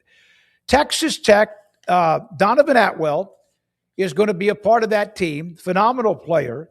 And then if you look at now who they have on their roster, they have, because remember, Darian Williams is back. They have Cruz Davis as a guard. They have Atwell plus JT Toppin's coming back. Now, again, his health is an issue. Remember, he got hurt last year. And then Jermichael Stillwell, Josiah. They are loaded. And it's just a matter of a couple of new eligibility cases and guys coming back to play for Grant McCaslin and Texas Tech. Yeah, I want to be very clear that I think it's great for Texas Tech, and they're going to be absolutely immensely talented. And I would think, if not the Big 12 preseason favorites, like certainly receiving votes along with, Arizona was a great team, a really good team a year ago. And Kansas will get a few. Yeah, I mean, we'll see what BYU does and so on and so forth. Kansas, of course, yes, will be somewhere in the mix. So that all looks good. I've made it clear, and probably to the detriment of some parts of our audience, that I'm just not a big college basketball fan. So that's great for Tech, but I see all of the craziness, and I only have enough to stomach the football craziness. I don't have enough passion to also withstand the basketball craziness. So my basketball fandom will really be apparent in March when the tournament starts, and there will be some big games along the way. But I hate this era of college basketball. I don't like it. I don't like how all the eligibility mess has created some of these teams, and like just it, you know what I don't it reminds know. It's me former of? pros. It's almost like super teams in the NBA. It's just like it's international guys and former pros, and like it's just, and I don't like it. I have no part of me that's like excited about it. So I'm not trying to dampen anybody else's excitement, and I know I don't have that kind of stroke, but I'm just count me as not a fan of this particular era of college basketball where the eligibility is just whatever it is. And then, of course, you had that case that allowed some other people to have extra years, and they're trying to get rid of that, but until they. But Tech will be great. No, they'll they were going to be really good. Grant McCaslin's going to be really, really good anyway. For them. Thank you, Rez Flores. Picture of you before we say goodbye, who is our producer and director and everything. Look at that beautiful what he has. Rez, great to see you. Thank you. And oh, by the way, Rez got me these because I do have a voice that can go in and out. And I have been chewing on lozenges now for years and years, but it's not good. He got me Wham Mints. It's a free commercial for him. Rez, they're good, and not quite as much sugar as the lozenges have. Okay, thank you, our audience. Thank you to our sponsors. Thank you to our guest, Kim Coulter. Super chat. Thank you for Brando Day. Yes, it was. We appreciate Cole, Tim, John for being a part of the show. We'll see you tomorrow. Good guest lineup again. Woof, woof, doggo. Thank you, 365. We all greatly appreciate the show. 9 days until college football. We appreciate that. That's an adorable dog. Yeah. So thank you to Woof Woof Doggo for the $5. Really appreciate that gesture and appreciate your support, and cannot freaking wait. We are single digits away at this point, as you point out there. So, yes, very, very excited about all that's to come here very, very soon. Back tomorrow at 3. Thank you so much. Have a great night. This, The Smoak Show. Craig Smoak, David Smoak, and 365 Sports, and Rez. Good night. It's time to compete against yourself, finding too many excuses not to work out combined with bad eating habits, and Waco Regional Tennis and Fitness can help reach inside your competitive soul. Discipline, getting results you've only dreamed about, personal training, group exercise classes, and even a tanning bed, world-class tennis facility, and pickleball courts and lessons available. Waco Regional Tennis and Fitness, spacious, clean workout rooms, free weights, state-of-the-art technology, weight training equipment, and no intimidation. It's time for you to react today, not tomorrow, at Waco Regional Tennis and Fitness on Lakeshore Drive in Waco.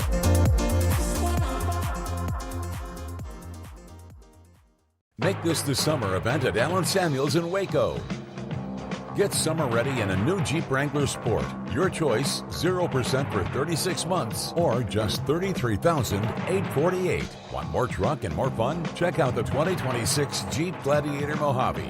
Your choice, 0% for 36 months or save $10,000. Take the top off and hit the road. Allen Samuels Jeep. Come by, let's be friends. Automatic Chef is your local vending, office coffee, and micro market provider, delivering outstanding service to break rooms all over Central Texas for over 50 years. Automatic Chef brings the best products to your location at the best prices. With hundreds of choices in fresh food, coffee, snacks, and drinks, make break time great again with Automatic Chef. Automatic Chef Canteen, 6900 Imperial Drive in Waco, or online at automaticchef.com. This 5 o'clock hour is sponsored by Edward Jones Financial Advisors, Ben Erlinson and Brad Wilson in Waco, and Cam Heathcott in Conroe, with an individualized approach to addressing your financial needs, including education, savings, planning for retirement, and protection strategies. Edward Jones Financial Advisors, making sense of investing. Experience the difference for yourself. It's time for the Smoke Show on 365 Sports with Chris